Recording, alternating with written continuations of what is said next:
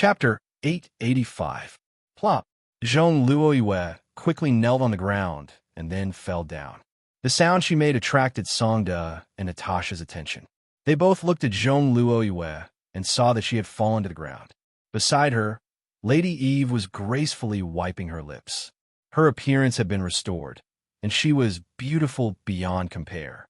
Seeing this, Songda couldn't help but be furious. He widened his eyes and said angrily, "Demon, what did you do to her?" He spoke in proper Chinese, and his voice was as loud as a large bell. He used his inner force to activate it, and it was deafening. It was a little bit like the lion's roar technique. Lady Eve was shocked by this roar and felt her scalp tingle. Still, she had supernatural powers after all, and quickly suppressed the discomfort and smiled. "Although I don't understand what you're saying, you seem quite angry. Just treat it as dessert after the meal. The blood of an angry man is very sweet." Songda also didn't understand what Lady Eve was saying. He just felt very angry. Even though this fellow had a very good figure, as if water was about to drip out of it, she was a monster. Although she looked beautiful, she was a demon. Although she looked like she wanted to seduce men, she was a demon. If possible, Songda wanted to slap this woman to death, even if she looked really beautiful. Therefore, Songda was very loyal to his body. He suddenly gathered all his strength and blasted the clothes on his chest, revealing his strong muscles. The muscles all over his body were like bronze. "Demon, take my mighty King Kong palm." Songda jumped out, and his palm fiercely slapped toward Lady Eve. The speed was too fast. For Natasha, all she could see at this moment was Songda jumping out and slapping down. Then there was a loud bang. Because of Songda's slap, the floor of this passageway, which was neither too big nor too small, instantly cracked and dust billowed out. In Natasha's eyes, Songda was no different from a superhuman being to be able to do something like this. However, Songda quickly retreated from the smoke and dust. He looked at his surroundings solemnly. At the same time, he extended his hand to protect Natasha and began to carefully retreat. Zhong Luoyue had already fallen to the ground, and it was unknown whether she was dead or alive. Songda had no other choice at this time. However, Lady Eve's giggles kept echoing in this tunnel. It was as if she was everywhere. Songda's serious expression couldn't help but become even more serious. "Your strength is really strong. If you hit me, even I won't feel good. However, no matter how strong your strength is, if you can't hit me, what can you do? I don't even know what you're talking about." Grenade-throwing tower. Songda raised his palm again. But just as Lady Eve had said, Songda's slap had tremendous destructive power. When it hit the wall, it instantly sent debris flying, but it couldn't hit Lady Eve. She was like a ball of purple mist as she moved upstream in the passage, dodging Songda's slap again and again. In less than 2 minutes, Songda was already panting like an ox and had to stop and adjust his breathing. At this moment, Songda had no choice but to give Natasha a meaningful look.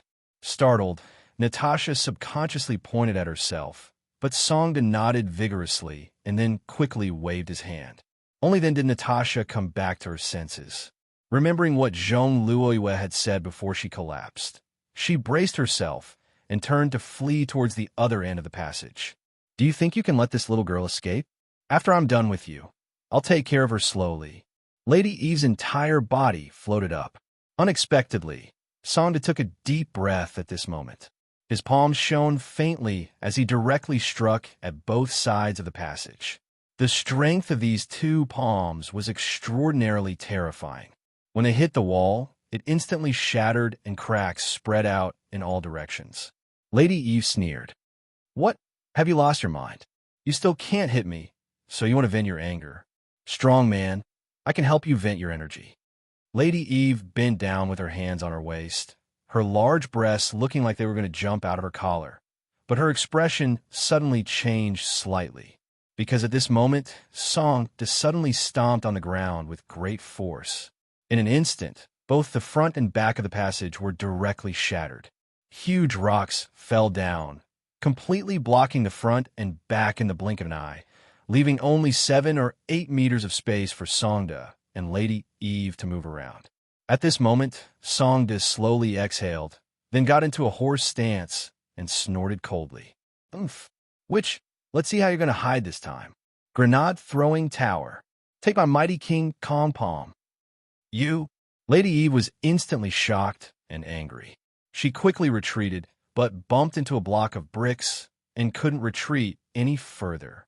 She gritted her teeth and had no choice but to use both hands to protect her front and take Song Da's slap head on.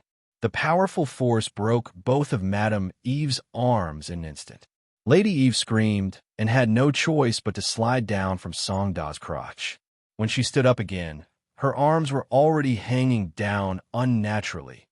Even a vampire's powerful self-healing ability couldn't heal her arms.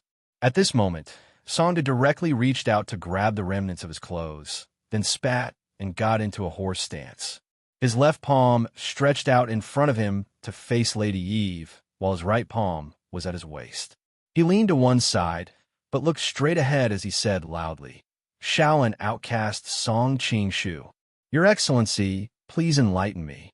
Grenade throwing tower. Loud sounds rang out in this narrow space. This was a battle between a particularly strong man and a particularly coquettish seductress, with no audience.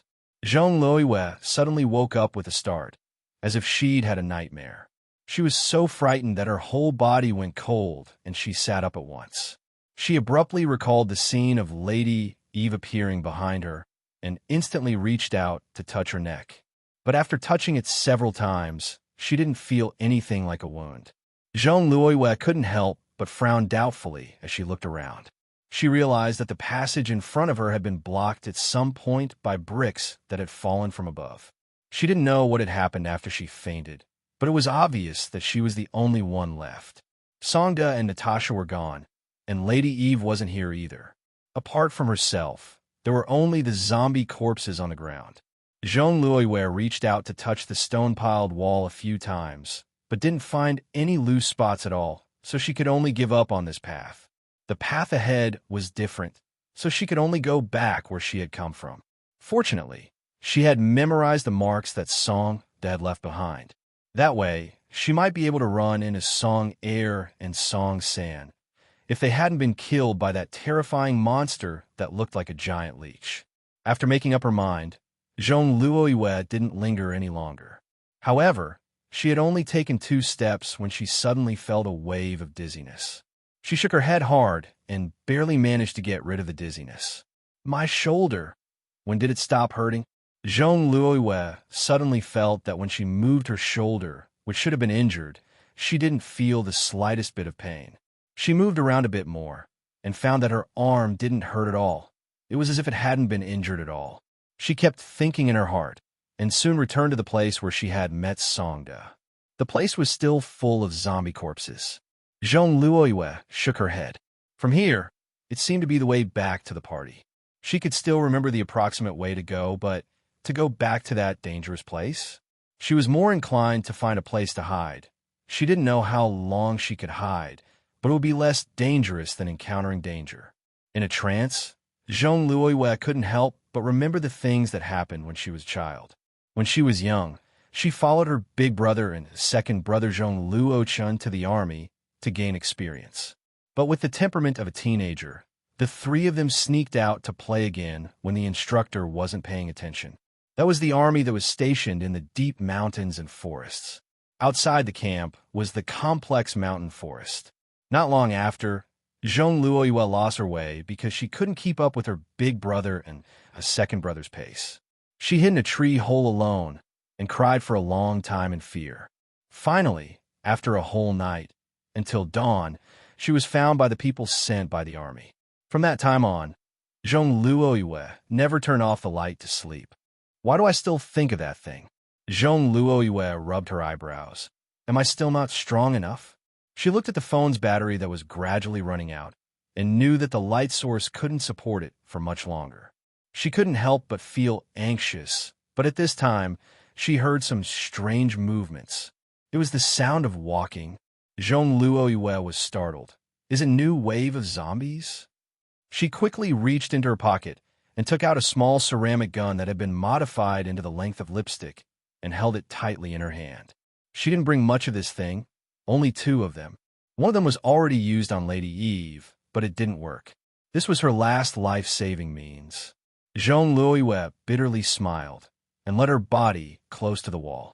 She hid in the corner of the passage and held her breath. The sound of footsteps came from afar. Soon, when that thing came out, a black shadow flashed by her side. Jean Louis quickly pushed the lipstick ceramic gun in her hand and aimed at the back of the black shadow. The other side suddenly stopped and slowly turned around. Jean Louis' breathing was slightly faster, but her heartbeat was unexpectedly calm.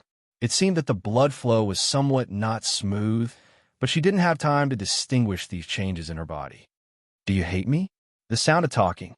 Jean Louis was startled and hurriedly turned on the light of the mobile phone and reflected on the black shadow to see the appearance of the other side. Clean as a person who just came out of the fitting room. Jean Louis couldn't even find a bit of dirt on the other side's face.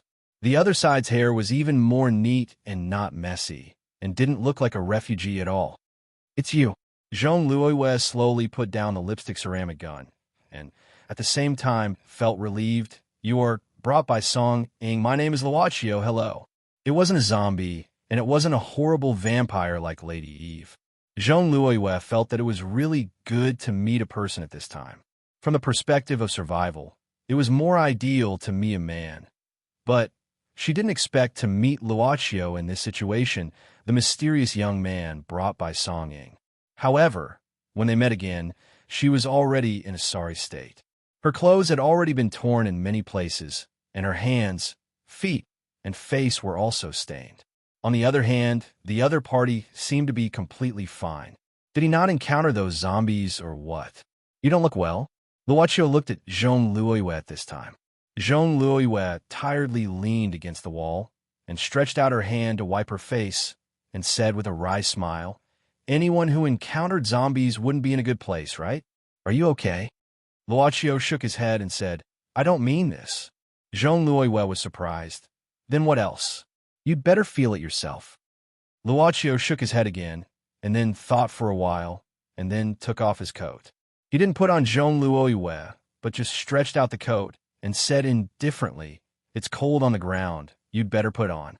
Only then did Jean Louis have the time to take a look at himself. The word terrible wasn't enough to describe it. Although it couldn't be described as a spring shower, but the image was really bad. Many places on her chest had exposed the color of her underwear. But Jean Louis was not a delicate person, and could even be said to be a strong person.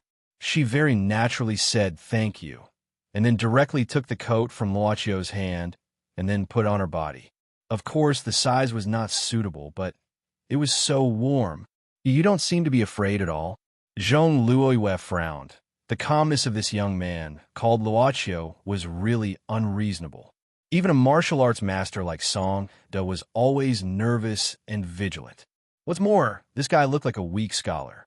"It's okay. I haven't encountered anything dangerous for the time being." Luaccio looked around and said casually, "It's very quiet." Jean Louis looked around with doubt. Indeed, at this time, the surrounding was really quiet, and she seemed to be really unable to hear the movement of those zombies. "It seems that you are very lucky." Jean Louis nodded, but didn't completely believe what he said, but asked again, "Where are you going? Do you know the way out?" But just asked. Jean Louis felt that this question was more or less idiotic. If he knew the way out, he would have already left. How could he still be near the wine tasting venue? "I'm going to find someone." Luaccio looked at the road ahead. "It should be in front." "Song-ing, you got separated?" Jean Louis gave a start. At this time, Luaccio looked at Jean Louis, and when he was about to speak, the power of Jean Louis' phone finally ran out, and the surroundings suddenly became dark. Luaccio didn't have any problem with darkness, but Jean Louis' reaction was somewhat unexpected. This strong-looking woman suddenly hugged her own body, and her breathing suddenly became rapid, as if she was very scared. But this situation didn't last for long. Luaccio took out the phone and then turned on the light source. The light of the phone directly shone on the ground. He looked at Jean Louis and said, Do you have claustrophobia? This was really a terrible day, no matter if it was the various dangers or the most vulnerable side of her was seen. Zhong Luoyue lowered her head and didn't speak at this time. Yin yin yin yin. Chapter 886. People are not perfect. There are always flaws, so they can appear alive, can be touched, can make you feel that the other person is not far away, can have a sigh of so she can also be like this. But if Zhong Liue's situation is put into the vampire model, then it is interesting. This Ms. Zhong may not be very clear about her changes. After all, this is a gradual process of change, but she will slowly know. But Luochio knows that the change of life form cannot escape his eyes that are always observing the black and white world. A quasi-vampire who is destined to not be able to live under the sun, but is uneasy about the night. Luochio doesn't know why he smiled at this time, probably because he felt that this situation is really interesting. But Zhong Luoyue doesn't think so. She thinks that this may be a kind of mockery. Does everyone have a weak side that they don't want to let others know? And once it is known, they will be embarrassed and anger? Zhong Luoyue won't be sure, because there may be people who don't care even if their weaknesses are exposed. But obviously, she's not one of them. Of course, she won't be embarrassed and anger, because she clearly understands when it is okay to be angry, and when it is not, such as the current situation. Meaningless arguments will only waste the time to escape. I'm much better, thank you. Not arguing, but really not happy. Zhong Luoyue's face is a little better now, but also a little colder. Luochio nodded, then thought for a while, took out a power bank and a power cord, and gave them to Zhong Luoyue. Zhong Luoyue doesn't know where Luochio took these things out from. Probably from his pants? Take it. After giving the things out, Luochio said, I'm going to the front. Like a traveler, after passing by a small tribe, leaving some things, and then leaving. Zhong Luoyue has a feeling that he will go far, very far. This guy doesn't intend to team up with me. When Luochio turned around and walked a few steps away, Zhong Luoyue realized that he really had no intention of forming a team. Wait a moment. She had no choice but to call out to him. As far as he could remember, Zhong Luoyue had only taken the initiative to ask a man to stay, and it was almost always concentrated on a few men in her immediate family. This was the first time for an outsider. Is there anything else? Luochio turned around. Oh, the power bank is fully charged, don't worry. Not this. Zhong Luoyue instantly shook her head. Why was this guy worried about such trivial things? This guy's radio waves are so strange. Follow me, Luochio suddenly said. Zhong Luoyue felt that her ears were a little hot. She did have such an idea, but she didn't know how to say it. She was used to negotiating with people, stating all kinds of interests, and then reaching a consensus with the other party, but she had never been in such a situation before. His thoughts were exposed by a single sentence. She nodded and then silently followed. At the same time, she realized one thing. This young man called Luochio was probably a very difficult person to get along with. She couldn't help but think of Song Ying. With that girl's character, she probably had suffered a lot from Luochio. How did you get separated from Song Ying? Zhong Luoyue broke the silence, and only the sound of footsteps could be heard. They didn't come down. Luochio said casually, they are still outside. For now, they are safe. You don't have to worry. Zhong Luoyue suddenly sneered. Song Ying, this woman, sent people to block me at the airport. If I didn't arrange it in advance, I'm afraid I would be lying in the hospital now. Why should I worry about her? Luochio said, would you rather lie in the hospital or come here? Of course. Zhong Luoyue was startled. She suddenly felt that if she had just been sent to the hospital because of a car accident, it would be 1,000 times better than coming to this place. Song Ying couldn't really take her life. That would only lead to the crazy revenge of the Zhong family. She could only let her suffer a little.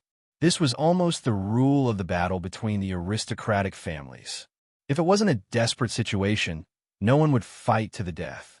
However, Zhong Luoyue wasn't willing to let Luochio lead the conversation so easily.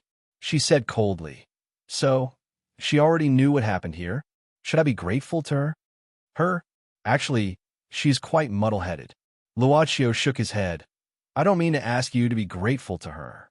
In fact, if nothing happened here, there wouldn't be such a situation for you. What seems to be a bad thing turned out to be a good thing. I can only say that it is a strange fate. Strange to describe fate. Zhong Luoyue was stunned and said strangely, "You are the first." "Wait, you just said that Songing isn't here?" She seemed to be relieved subconsciously. Then she realized that there was something wrong with this idea. However, after thinking about it carefully, she felt relieved. If Songing wasn't here and was outside, when she sensed that something was wrong, she might be able to bring people from outside to rescue them. This might not be a bad thing. She is a little uncomfortable and fell asleep on top, Luochio said casually. Zhong Luoyue opened her mouth. She felt a little strange. In just a few minutes, this guy had made her mood fluctuate several times. She really wanted to be angry. "Then who are you looking for?" Zhong Luoyue calmed down. She thought that her cultivation of the mind shouldn't be broken so easily. "An older child," Luochio said softly. "Someone asked me to take care of her." When Luochio said this, his eyes suddenly turned and looked at the darkness in front of them. Zhong Luoyue was startled by his action. She quickly asked nervously, "What did you find? Could it be a zombie?" Luochio shook his head and made a gesture to keep quiet. Zhong Luochio quietly took out the lipstick ceramic gun hidden in his pocket and looked ahead attentively. He saw that a faint blue light was suddenly born in the darkness. It flashed and slowly flew over. Butterfly. To Zhong Liu's surprise, what flew out of the darkness in front of them was a beautiful butterfly flashing with blue light. Why would a butterfly appear in this place? This butterfly quickly flew in front of Luochio and finally stopped on Luochio's index finger and folded its wings. This was the flash butterfly goddess that followed Luochio down from the ground. After the butterfly stopped, it suddenly flew up and circled around Luochio several times. To be honest, in this dark environment, this blue butterfly flying was really beautiful. Luochio said, "Where do you want to take me?" The butterfly suddenly flew away and flew forward. Luochio didn't think much and directly followed it. Manor, inside the castle. Several men in black clothes were walking quickly in the corridor. They were the people in the castle. Of course, they weren't servants, but people with a certain level of strength. They quickly stopped in front of a door in the corridor. One of the men reached out to twist the door lock, but it didn't open. Another one took out a key and inserted it, but it still didn't open. "Let me do it." The third man shook his head and took out a pistol, shooting at the door lock without saying a word. There was no doubt that the bullet would directly break the door lock. They all thought so. However, an incredible thing happened. When the bullet hit the door lock, only a loud sound was heard. After that, the bullet missed its mark and hit the floor. The men glanced at it and were all stunned. The man who fired the gun didn't believe it. He fired a few more shots at the door lock. He even fired a shot at the door panel. However, all the bullets couldn't do any damage to the door. The bullets fell to the ground powerlessly. They looked as if they had seen a ghost. They naturally didn't open the door because they were bored, but because they received an order. According to the many surveillance cameras installed in the castle, the Miss of the Song family should be in this room. Because what the surveillance cameras saw was that after they went in, they didn't come out. Only a young man came out. The men frowned and quickly opened the door of the next room, and then climbed out from the balcony of this room, intending to enter from the outside. But when they climbed to the balcony of this hidden room, in fact, they had already seen several women lying on the sofa, seemingly asleep, but they couldn't get in. It was obviously an open glass door, and there was nothing in front of them, but there was something invisible in between. They reached out and knocked in the air and found that it was a layer of invisible, abnormally hard thing. The man who shot the gun didn't believe it and fired again, but this time, the bullet was fixed in the air. The few of them widened their eyes. At this moment, the frozen bullet suddenly bounced back and brushed past one of their ears. He immediately covered his ears, which were already dripping with blood. They looked at this scene in horror, and then picked up the phone in a panic, saying in horror, "Uncle Gene, something is wrong here. The door can't be broken," the bullet reflected. Uncle Gene listened to the phone and suddenly stood up. He was still in Tushini's laboratory, but not in the pure white room. Uncle Gene frowned, and then said, "I see. The injured people go for treatment, and the rest stay and watch." If there is any movement in the room, immediately report it. Uncle Gene hung up the phone and then lowered his head, pacing back and forth, thinking. They were just ordinary people and had never seen unnatural power. Without a doubt, this kind of supernatural power was hidden in that room. Uncle Gene had seen how the young man who came with Miss Song crushed the room full of zombies in an instant. What's the origin of this superhuman? Uncle Kim sat down again and muttered to himself. Is he also a vampire like Madame Eve and the others? But why did he come to this place? Could it be? Uncle Jin's expression suddenly changed because he thought of a possibility. He knew a lot about Project True Blood, and he was even more clear about the cause and effect of Project True Blood being almost discovered by the vampires of the 13 families. Could it be he was actually sent by the 13 families? Thinking of this possibility, a drop of cold sweat appeared on Uncle Jin's forehead, and he quickly looked at the computer screen next to him. On the screen, Tushini had already started to make contact with Citasil. There's no time. Uncle Gene clenched his teeth and resolutely took out a few test tubes. The liquid in these test tubes was exactly what he had poured out from each of the Daylily series. Uncle Gene quickly walked in front of an instrument and inserted the test tubes in his hand into the instrument. One by one, the straws quickly sucked out the liquid in these test tubes and then began to transport it to the interior of the instrument. At the same time, Uncle Gene quickly set a series of complicated parameters on the instrument's control panel. This is the only chance. It must succeed. Uncle Jin's eyes were filled with madness. This was the gaze of a gambler who had staked everything on one throw when he made his last bet. After walking closer, one could see more clearly that the blood-red whip in Citasil's hand had dense spikes on it. However, it was not an energy body, but an entity emitting red light like a red vine. The steel door that was almost broken suddenly opened, but the moment it opened, Citasil did not stop. Instead, he quickly swung the blood-red whip in his hand and shot it inside the door. The one who appeared inside the door was Tushini. Facing Citasil's blood-red whip, Tushini did not dodge. When the whip was about to hit him, there was something outside his body that resisted the attack of the whip, bouncing it away. Sorry, I couldn't stop in time. Citasil looked at Tushini with a seductive smile. Tushini stood with his hands clasped behind his back and said indifferently, Citasil, you are not fiddling with your new pet. Instead, you're here to make trouble for me. I just came over to check on the progress of the production of True Blood. Citasil shrugged. No matter what, I am the biggest investor of Project True Blood. Can I check on the progress? Tushini gave him a gentle glance. The progress is not bad. No need to worry. Citasil sneered.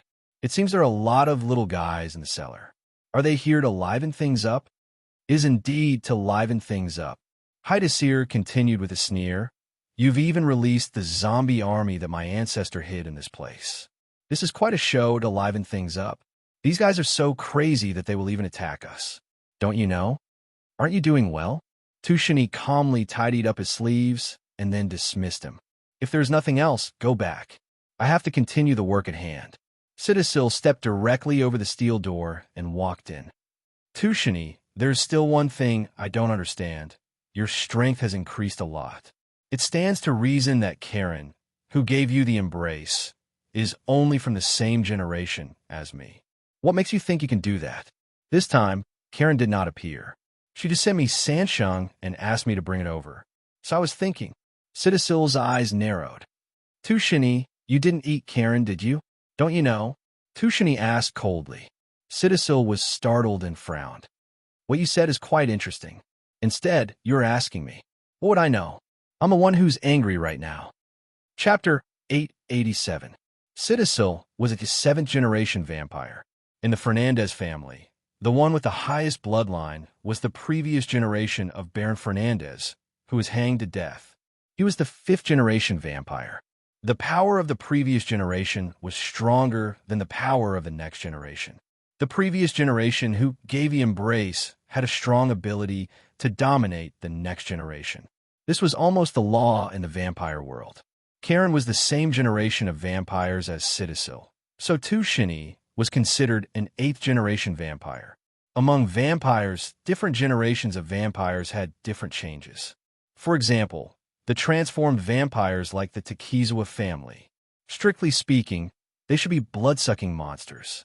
Their algebra might be lower, but their power could not be calculated by algebra. In addition, vampires would give birth to their own special abilities. Different abilities would naturally have different effects in battle. Therefore, unless they were of a similar type, it was difficult to define the strength of vampires.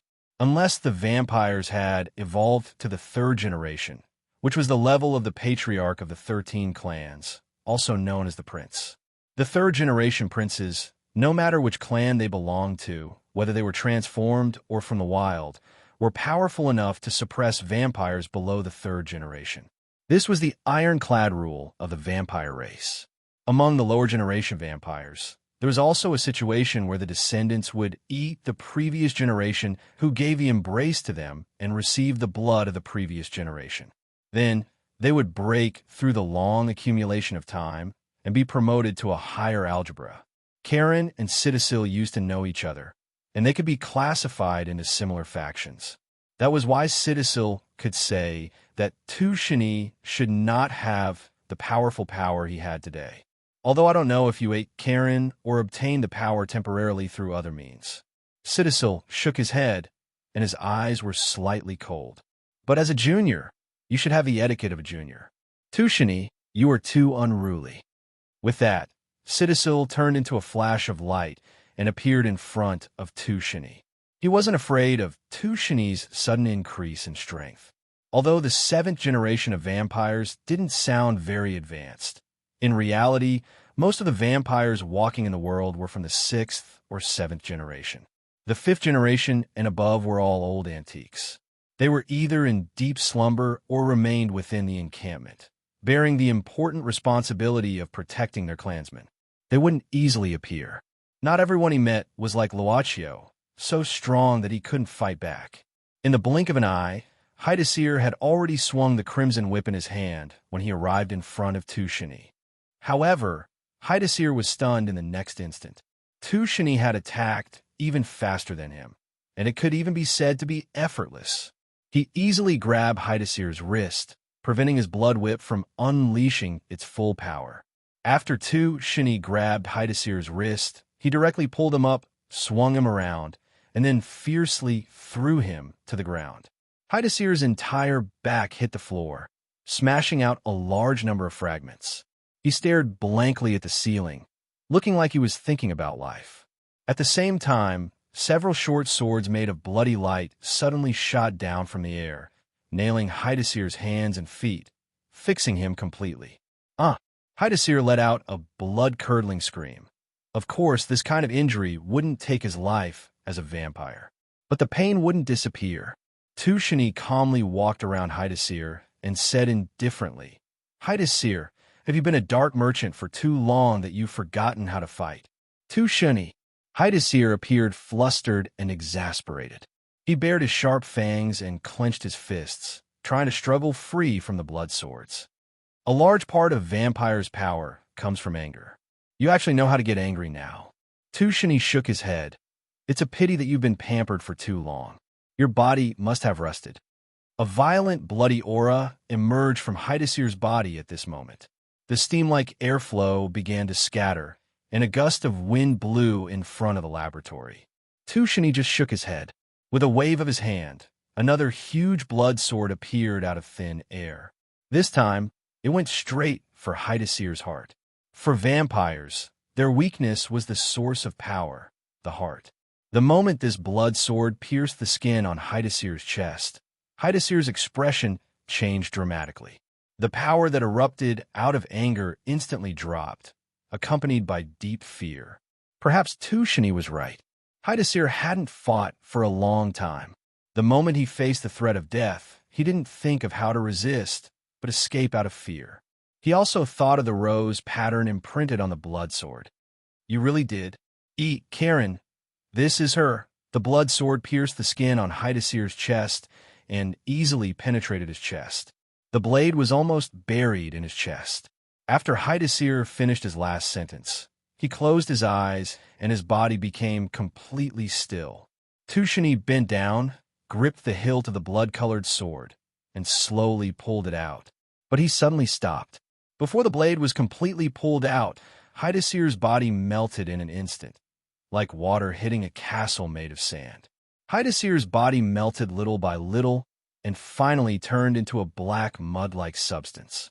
Tushini finally pulled the blood sword out of the ground and shook his head. You don't have much fighting ability left, but your ability to escape has improved. As Tushini said, he looked around. After making sure that Hydasir was not hiding elsewhere, he slowly walked away.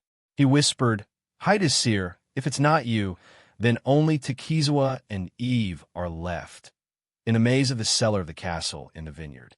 In a place deeper than the cellar maze, there was a long black coffin. The coffin door suddenly opened. A figure suddenly sat up in the coffin, gasping for breath. There was a look of horror on his face. Hydasir subconsciously grabbed his heart, and his expression turned from fear to ferociousness. He was no longer handsome and seductive. You actually wasted one of my clay figurines. I've been a dark merchant for so many years, and I only got 2 from the Magician Association. 2 shinny. Hydasir got up from the black coffin and rejoiced in his heart. He did not expect that he would be killed in an instant by 2 shinny. Moreover, he did not even have to use his full strength. He coldly snorted and suddenly said, What's wrong with being a merchant? Merchants are full of treasures. If I didn't become a merchant, I might have died this time. Hydasir suddenly looked up, as if he wanted to see through the layers of soil and see everything in the cellar maze above. His eyes turned cold. 2 shinny, it seems you don't have the sincerity to take out the true blood. Then don't blame me. After saying that, Hydasir suddenly stretched out his arm and flipped up his sleeve. At the same time, he used his fingernail to cut his wrist. A stream of blood flowed out from his wrist and fell to the ground. However, it was instantly absorbed by the black soil on the ground. Hydasir could be heard chanting something in a low voice. Sleeping ancestor, the ancestor of the great Fernandez blood, please wake up from death. The blood seeped into the soil and continued to sink deeper. In the end, the blood seemed to have stopped on something. It was a completely withered corpse. The instant the blood seeped into the corpse's chest, the location of the dried corpse's heart suddenly throbbed. A pair of bloody eyes suddenly opened. While moving forward, Luochio suddenly stopped. This caused Jean Luoyue, who was tailing him, to suddenly become nervous. In this extremely terrifying environment, it was easy for the taut nerves to be disturbed by something small. What happened? Luochio suddenly looked at the ground. Jean Luoyue also looked down. However, there was nothing on the ground. She did not know what Luochio was looking at. Nothing. I just suddenly remembered something. Luochio shook his head. Jean Luoyue seemed to have gotten used to this young guy. She just nodded. She looked at the butterfly flying in front of them and asked puzzledly, Why are you following it? Do you have any special intention? And you are not an ordinary person, right? The last question was the one that Jean Luoyue decided to ask after thinking for a while. Luochio looked at Jean Luoyue and then continued to follow the radiant goddess flash butterfly. Jean Luoyue had to catch up with him. Sorry, everyone has their own secrets. If you don't want to tell me, I am being impulsive. Luochio suddenly said, Actually, in my opinion, you are not an ordinary person. Me? Jean Luoyue was surprised. She then smiled bitterly and said, Facing those terrifying zombie army and blood-sucking monsters, I can only be slaughtered. What is the definition of an ordinary person? Luochio asked again. A mediocre person. Jean Luoyue frowned and then carefully gave an answer. She suddenly had a very strange feeling, as if she was humbly asking for advice, as if she was facing a teacher. But this person was still very young. They don't have a prominent family background, they don't have a rich life, but their minds are sound. They can be disappointed, but they can be happy, Luochio said slowly. They don't have any special talent. Maybe they have 1 or 2 things that they are good at. They struggle in society, thinking about tomorrow every day. They don't have a long-term vision, but they look at the present, full of hope and resentment. There are many things that they can't do, but there are also many things that they can do. They're the largest group of people in the world. Jean Luoyue asked tentatively. Ordinary people? Apart from that, is there anything else? Luochio asked back. Jean Luoyue shook her head and disagreed. I mean, you're not ordinary in another sense.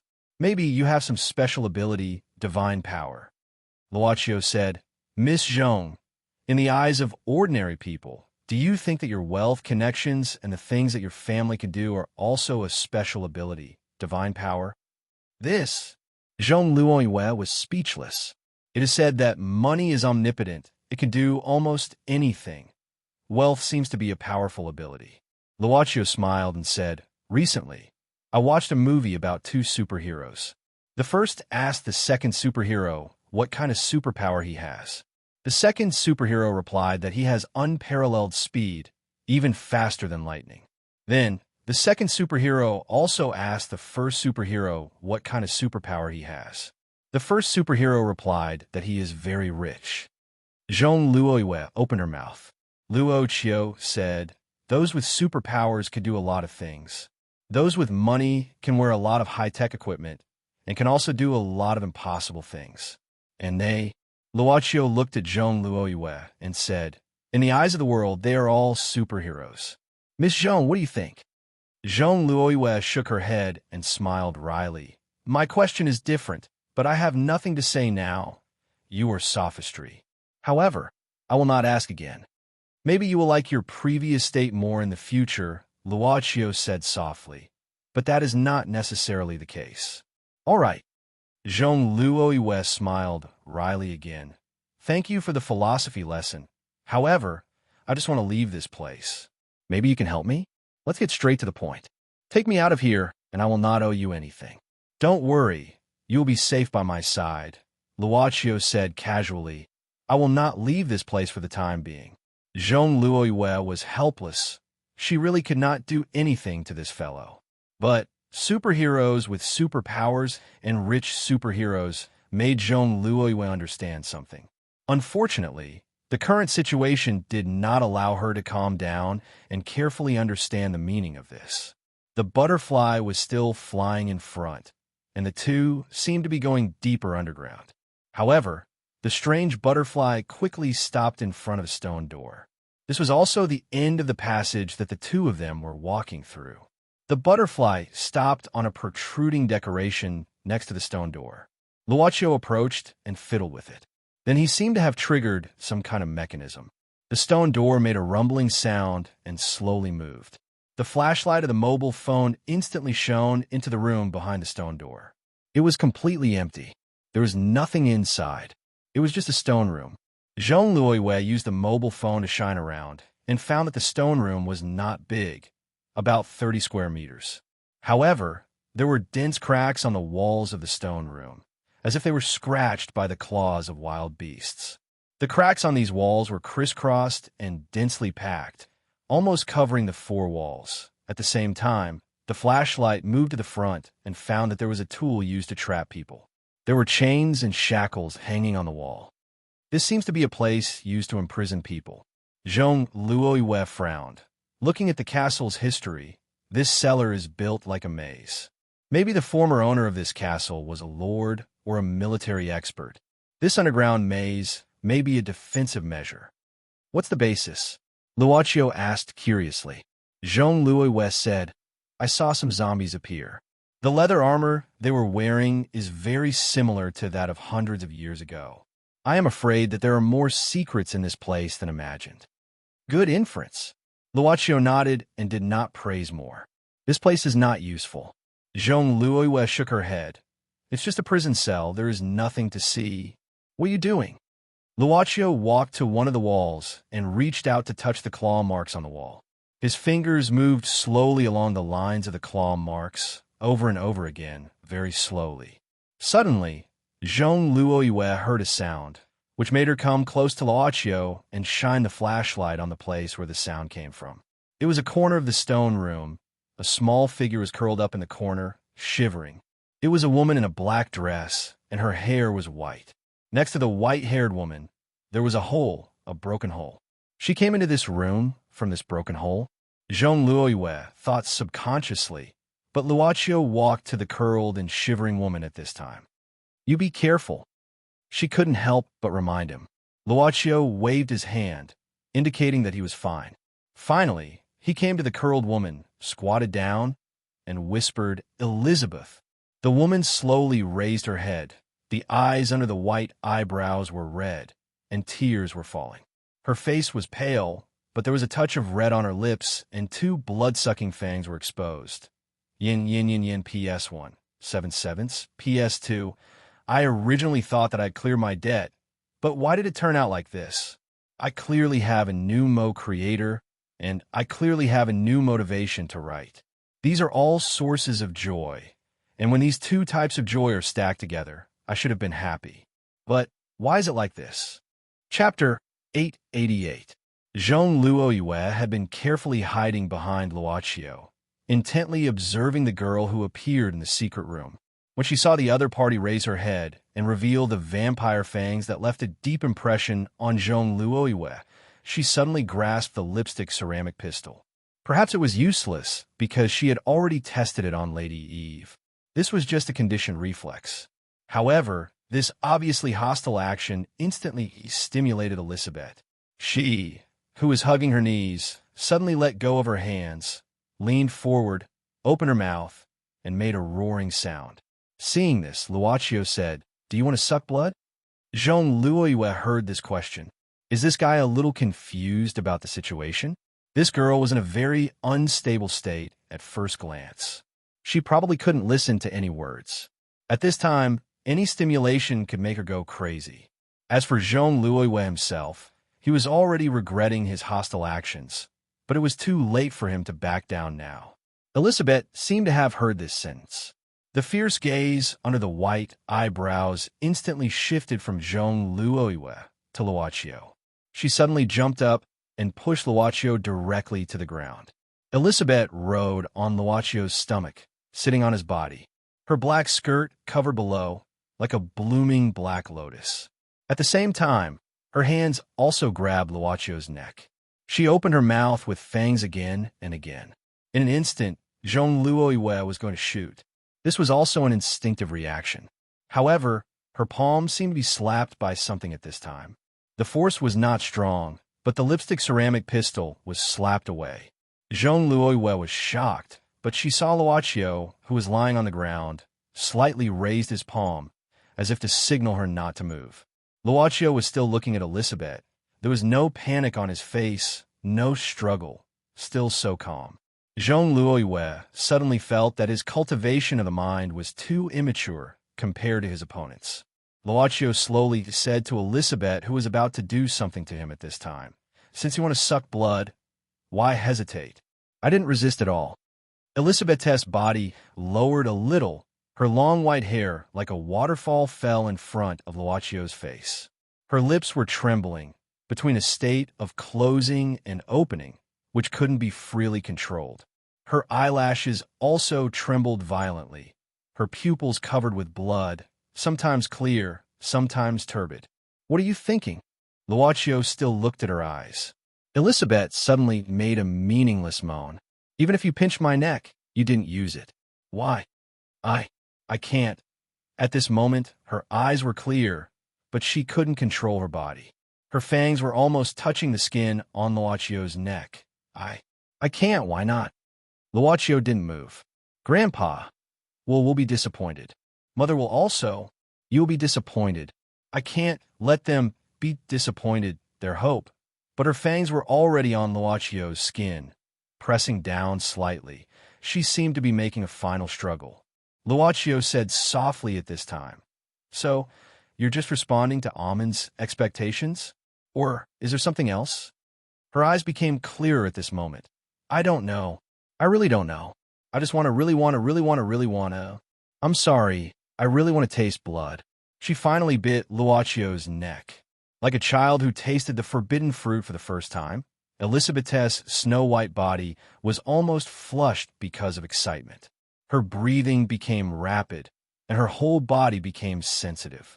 She began to exert strength in her legs. Her legs that were sitting on Luocio's waist were clamped tightly. In an instant, she had an unprecedented feeling of satisfaction. "Don't suck too much. or your body won't be able to stand it." Luacio's voice was still so calm, as if the one who was being sucked was not him. Elizabeth suddenly opened her eyes at this time. Her fangs were pulled out from Luacio's neck. At the moment when she tasted the blood of a real living person, the restless vampire blood in her body magically calmed down. She even had the misconception that she could freely restrain the power of the vampire in her body. Not to say that it was a misconception, but she could really control this madness very well. Elizabeth sat up, lowered her eyes, looked at the person who really let her suck blood for the first time, and subconsciously reached out to touch her lips and fangs. "This is the taste of blood," Elizabeth muttered to herself. This was the blood of a real living person, not the pure blood provided by the 13 clans. The pure blood was collected from the captive people. The pure blood was cold. It did not feel like the blood of a living person. When the warm blood invaded the lips, it was like a kiss. It was unforgettable for a vampire.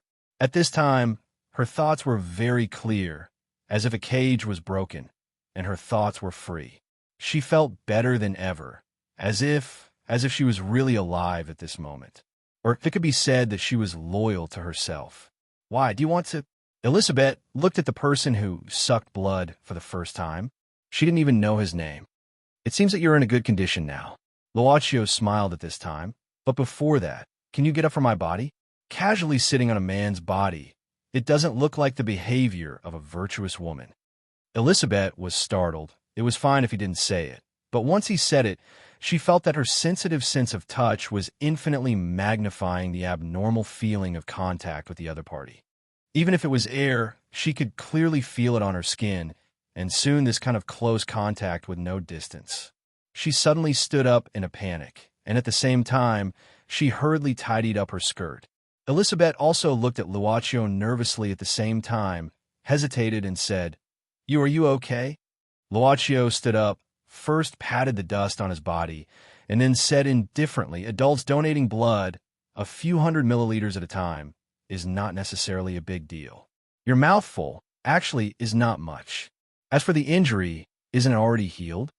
Elizabeth glanced at Luacio's neck. The wound caused by her fangs had already disappeared. Although it was her first time sucking blood, it did not prevent her from learning all kinds of knowledge about vampires. Elizabeth still wanted to say something, but suddenly realized a problem. That was, the other party did not seem to be afraid. And this was the first time someone was so concerned about whether she was willing to suck blood. His real thoughts. "Your grandfather, Almond, is already dead," Luacio suddenly said at this time. Elizabeth's face suddenly turned pale. She had already calmed down, and even the memory of when she was in a daze gradually became clear. Elizabeth subconsciously grabbed Luacio's wrist. "My grandfather," Luacio shook his head, "I killed him." Hearing this, Elizabeth's eyes instantly turned red, and she opened her sharp fangs at Luacio. Anger caused her whole body to emit a blood-red mist like steam. "If you want to take revenge on me, that's fine too," Luacio said indifferently at this time, "but you're too weak. You're still far from being able to kill me. I advise you to hide first, and come find me when you're stronger." Elizabeth suddenly reached out to grab Luacio's chest, directly grabbing his clothes. She was as angry as an angry lion. Jean Luoyue became nervous again, but to her surprise, Elizabeth did not launch any attack as she imagined. Her angry expression disappeared in an instant. Instead, she bit her lips lightly, tried her best not to cry. Jean Luoyue suddenly felt a pang in his heart. Her appearance was too sorrowful, enough to move anyone. Her delicate body, the features of an albino, and the face of a young girl. She was so fragile that it was as if she was made of snow. "Thank you." She just grabbed Luacio's collar, buried her face, and softly sobbed. "Thank you. Thank you.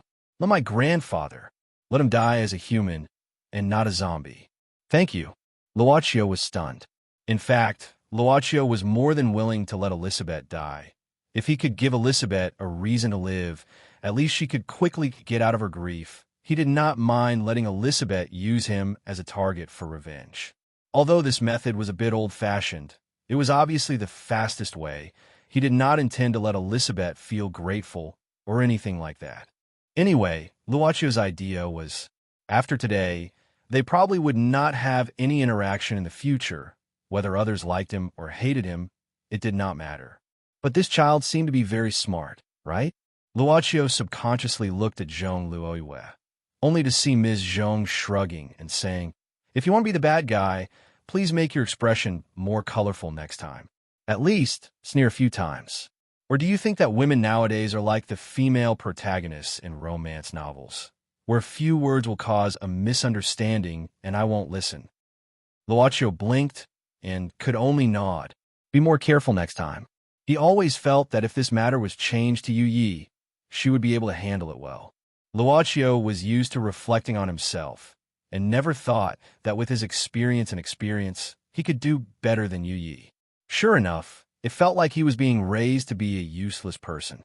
He reached out and gently patted Elizabeth's shoulder, but she still held on to his collar and did not want to let go. Luocio could only say, "Your grandfather said in the end, he hoped that you can live as long as you can live." Elizabeth slowly raised her head, slightly opened her mouth, as if she wanted to say something, but at this moment the ground suddenly shook. The whole secret room at this time appeared to shake, and the debris on top of the head quickly fell down. Elizabeth's face became serious, turning her head to look behind, and said in surprise, "There is a very evil force coming from the ground. It's the vampire of the upper generation." A few minutes ago, somewhere in the cellar maze, a group of guests who had been lost because of the complexity of the cellar maze were now curled up in the corner. In front of them, there were two men who were fighting with zombies, Song Air and Song San. Facing the endless zombie army, Song Air and Song San, who didn't have as much internal energy as Song Da, were almost exhausted. It wasn't that they didn't want to leave and ignore these irrelevant people, but that the zombies had almost blocked all the exits. "Song Da is not dead, is he? We only came here because of the mark he left behind." Song Air panted heavily. "What are you talking about? Have you seen Song Da's body on the way?" Song Sin quickly said, "Maybe Song Da has become a zombie." Song Air was afraid that he was a pessimist. "If that's the case, then we can only eliminate him," Song San said with a serious face, without the slightest hesitation. But in fact, both of them knew that it was doubtful to be able to survive the endless attacks of zombies. At this time, in the zombie crowd, something was suddenly shot. Song Air was careless, and this thing was shot in front of him. He subconsciously reached out to block it, but he suddenly felt a sharp pain in his arm. It was a fleshy whip that looked like a tentacle and a tongue. There was a sharp biting organ on it, which split apart to hold a leech-like monster. Did that monster catch up? In just a moment, Song Air did something very cruel to himself. He quickly pulled out a small knife from his belt and, without saying anything, cut the flesh on his arm that was bitten. When he cut the flesh on his arm, the tongue that was biting him bounced away proudly. Song Air clenched his teeth, and his head was covered in cold sweat. Seeing this, Song Sin took out a small bottle from his pocket without saying anything and sprinkled the contents on Song Air's arm. Suddenly, there was a sizzling sound, and the large wound on Song Air's arm began to corrode. The two of them were back to back and saw that in the zombie crowd, a bunch of zombies were suddenly pushed out by something and finally landed on the ground. The two of them saw the two leech-like monsters. At this time, they each had 8 tentacles on their bodies like whips, sweeping away the zombies around them. "We meet again, my food." The two leech-like monsters said the same voice, but there was nothing wrong with it. An army of zombies, blood-sucking leech-like monsters. Song Air and Song Sin looked at each other and thought that this time they might really die here. "If I knew this, I wouldn't have followed you down a mountain. Wouldn't it have been better to be a monk on a mountain?" Song Air suddenly lamented. "Why didn't you say you were a vegetarian when you played with female celebrities?" Song Sin couldn't help but curse. Yin PS1. "I have something to do tomorrow. I'll catch up tomorrow. That's it for today." Chapter 889. Of course, Song Air and Song Sin wouldn't quarrel with each other because of a female star. Otherwise, wouldn't their decades of brotherhood be wasted? But now, they were facing each other and cursing with red faces. Takizawa was different from Eve. He could understand Chinese because his family lived next to a big country in the east, so he had inherited a lot of the language of the big country in the east. Because he could understand, Takizawa felt it was inconceivable that these two guys would quarrel over such a small thing. Takizawa's body was split into two. At this moment, the two bodies moved almost simultaneously, looking back and forth between Song Air and Song San, listening to each other's curses. But at this moment, Song San suddenly waved his arm, and 3 beams of cold light shot out. They were aimed at the eyes of one of the dragon swamps. However, the 3 cold lights didn't work. Instead, they were easily slapped to the ground by Takizawa's tentacles. Takizawa sneered, "Idiot, do you think I'll be fooled again?" Song San's face darkened, and he suddenly shouted, "Take this." He jumped up and waved his hand, and suddenly a white mist spread out from Song San's palm. Takizawa thought it was a special attack, so he quickly slapped with his tentacles, but the white mist was slapped away. The white mist scattered like dust, and the two Takizawa couldn't dodge in time, so the white powder scattered on their bodies, especially the exposed eyes of the two Takizawa. The two Takizawa suddenly screamed in pain, and their bodies shook crazily, waving their tentacles, sweeping away the surrounding zombies. My eyes! My eyes! What did you do to me? Are you an idiot? Haven't you seen people scatter lime in a fight? Lime! I can't believe that you would use such a despicable method. The two Takizawa were angry. Song San was at the peak of an ordinary person, and his strength was enough to be a master. But they didn't expect him to be a dirty guy who could scatter lime. So angry. Haha, it's perfect to deal with a monster like you. Song San laughed, and Song Air jumped out from Song San's body.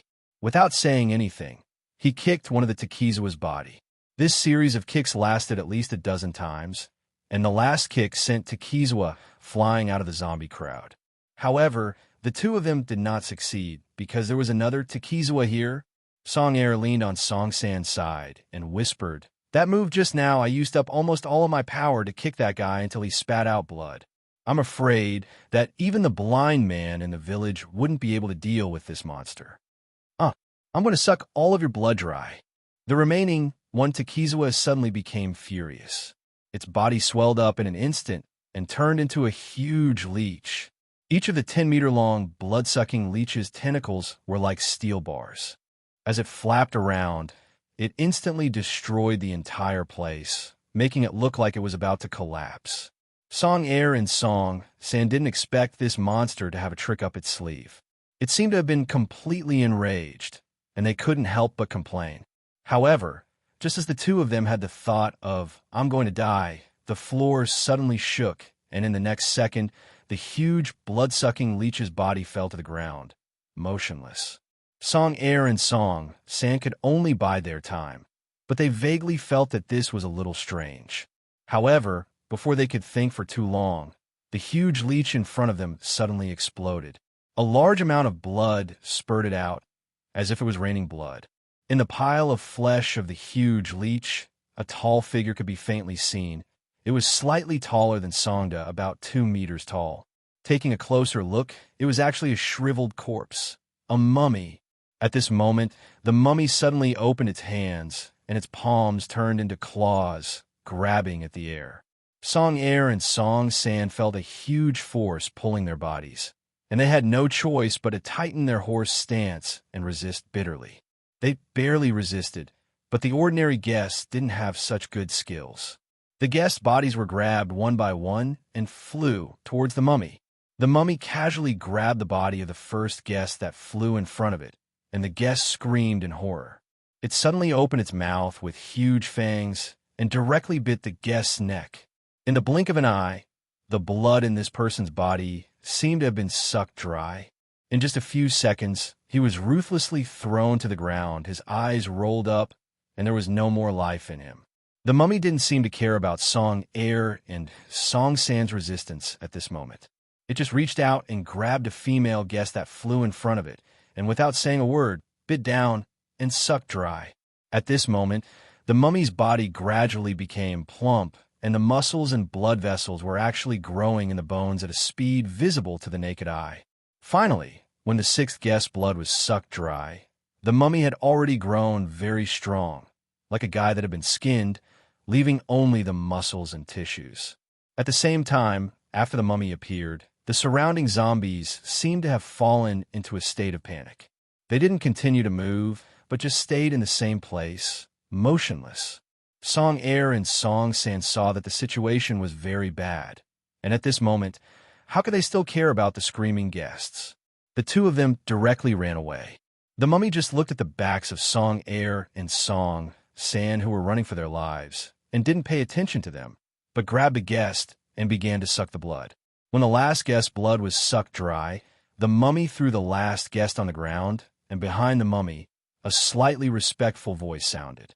"Great ancestor, could it be that with so many sacrifices, it still isn't enough to wake you up?"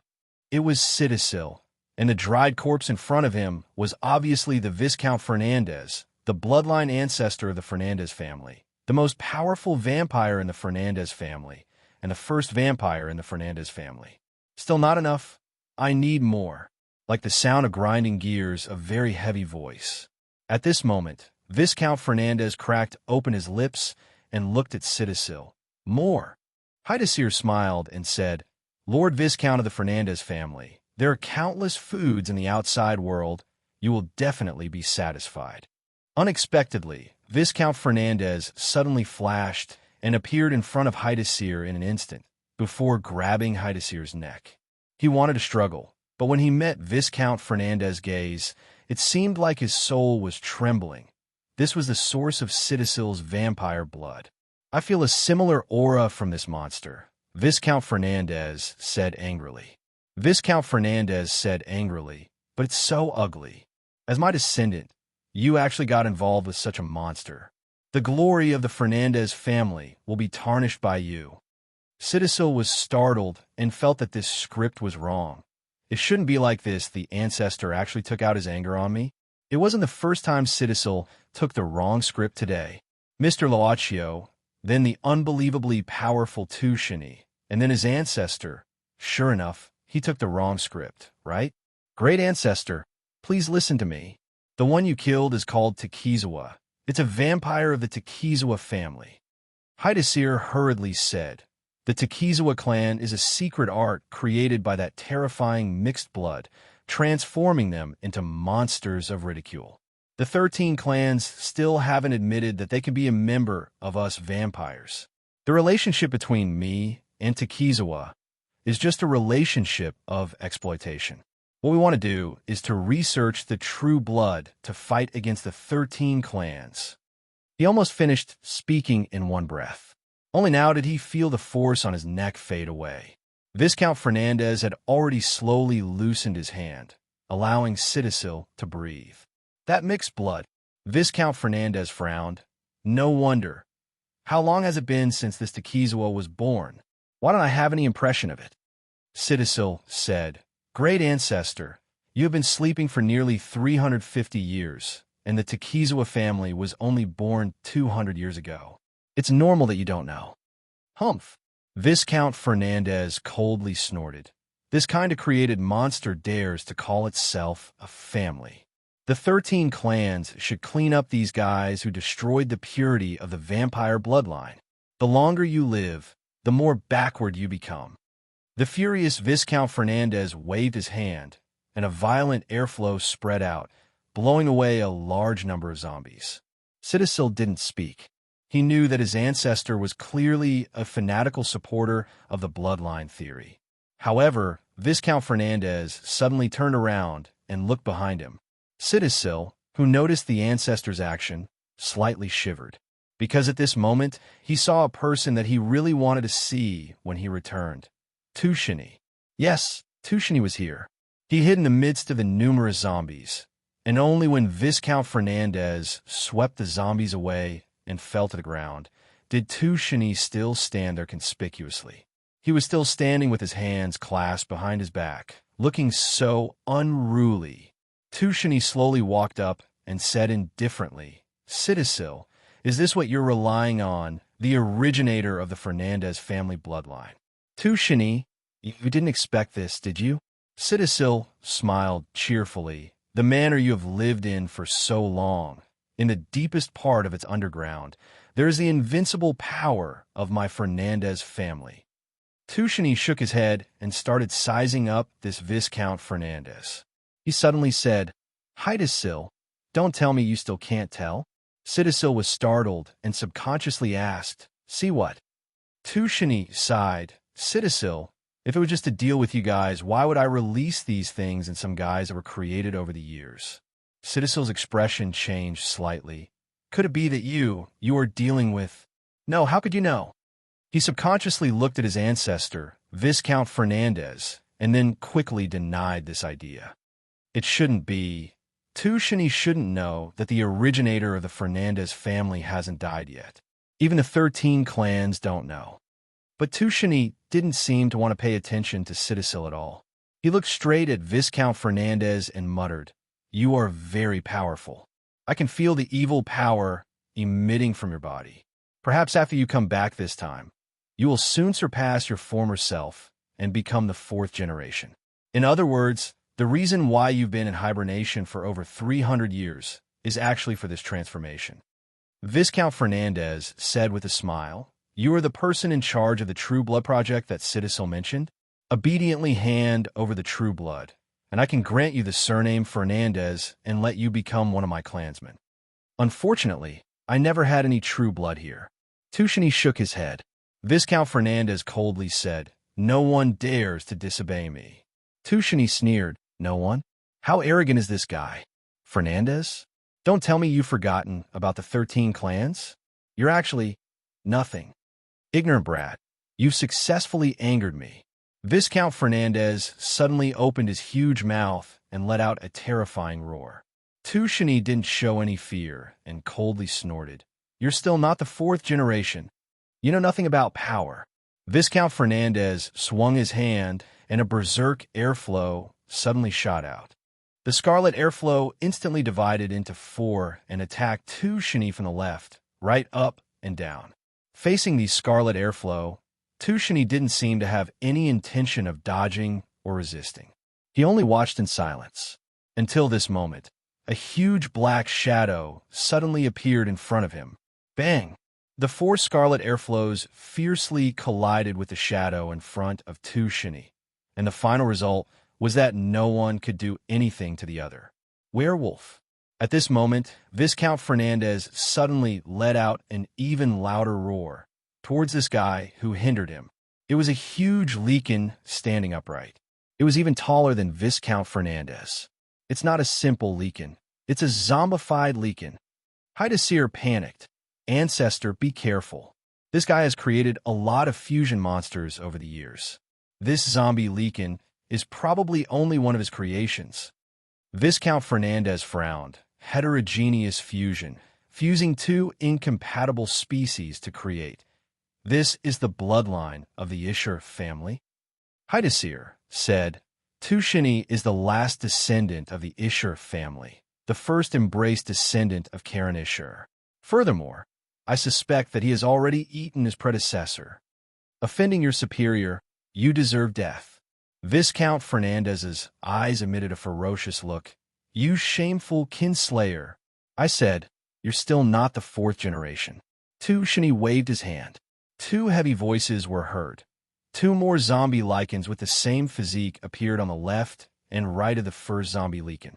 Chapter 890. Wait, I can't run anymore. Song Air panted like a cow. Holding his knees, he had to stop.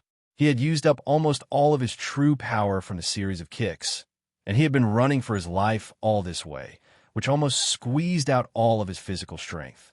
Song Sin couldn't help but roll his eyes. You don't say it's not enough chi when you attack women. Go. Song Air punched Song San with his fist weakly, then said, That mummy won't catch up with us, right? It's hard to say. Song Air said with a serious look. I'm afraid he doesn't think we can escape. He just wants to suck all the people on his side dry and leave us last. Strange, why is this road blocked? Song Sin looked forward, finding that it was not a complete wall. but a broken rock blocking the road. Ada's mark is in this direction. The mark disappeared here, so Ada might be on the other side. Oh no, could it be that Ada blocked the way? Isn't he tricking us? Nonsense, Ada isn't that kind of person. Song Air shook his head, then put his ear on the rock and started to knock. He wanted to see if there was a weak point, and when he recovered some strength, he would attack the weak point to break this blocked road. Unexpectedly, just when Song Air put his ear on a complete rock, he suddenly heard a loud sound, and then the rock wall in front of him suddenly exploded. Song Air and Song San were knocked down by the rock at the same time. While the two of them were still in shock, they actually saw that there was a hole that was neither big nor small on the rocky wall. At this moment, something was slowly crawling out from the hole. It was Songda. Ada. Song Air and Song San hurriedly pulled Songda out of the carriage. After Songda came out, he was covered in wounds. His chest was full of wounds caused by sharp weapons. If it weren't for the fact that Ada was an expert in thwart kung fu, he would have reported to the king of hell long ago. Ada, what happened to you?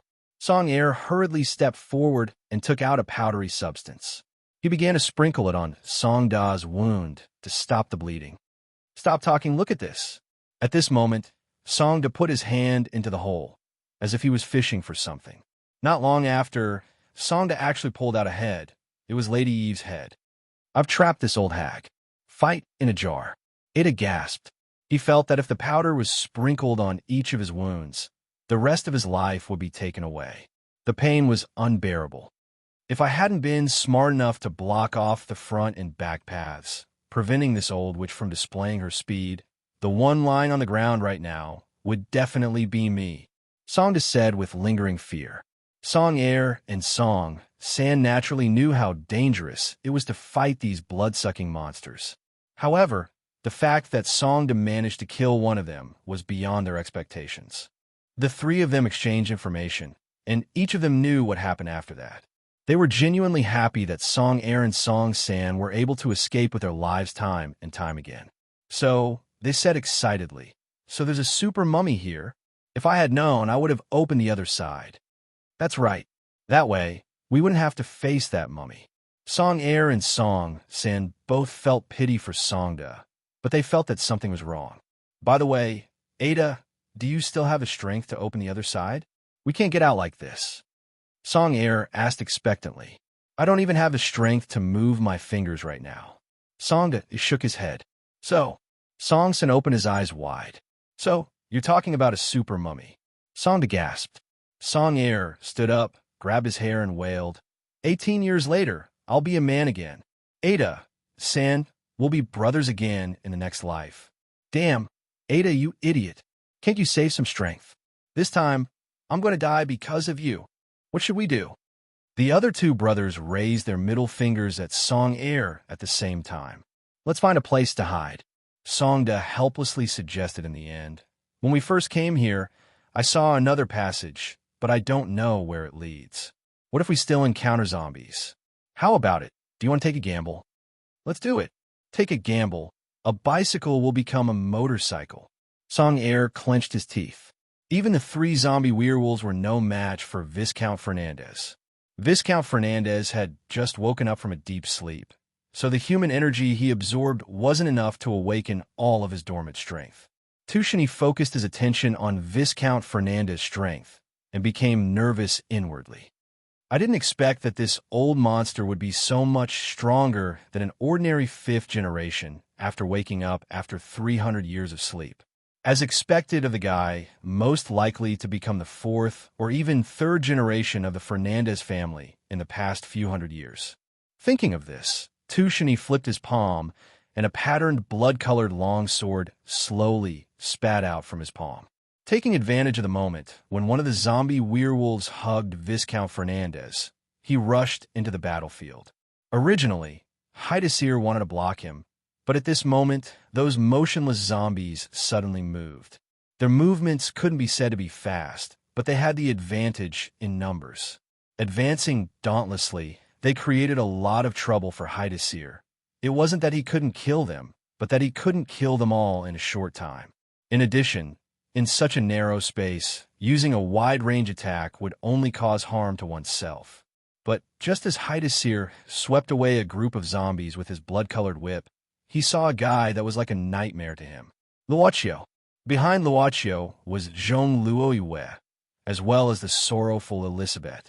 Haidasir's body suddenly stiffened, because he couldn't tell whether Luochio came to find him or if he just happened to come to this place. After all, this underground maze was too unfriendly for outsiders. He recalled Luochio's formidable strength and the fear he felt when he couldn't fight back. However, he quickly suppressed this fear, because the most powerful vampire of the Fernandez family was right beside him. Haidasir felt that he wasn't afraid at all, and even had some other thoughts. His gaze suddenly became hesitant like a poisonous snake. Liar, liar, still a liar. Jean Luoyue thought of a lot of curses, but the one that she could think of was the word liar. Of course, she cursed in her heart. Didn't this guy say that following him would be very safe and that nothing would happen? What was happening in front of them? Several huge werewolves and the god of gamblers, Tushini, were jointly attacking a monster that seemed to have been skinned and only had muscle tissue left. Moreover, this monster seemed to be easily beating the god of gamblers' side to the point that they could only keep dodging. And there's also the zombie army that was biting everywhere. She shouldn't have followed this guy, even though she didn't have any better choice. Why is this guy looking at you like a priest who wants to molest children? Is he a pervert? Jean Luoyue couldn't help but frown. Of course, this was just a small counterattack to the current situation.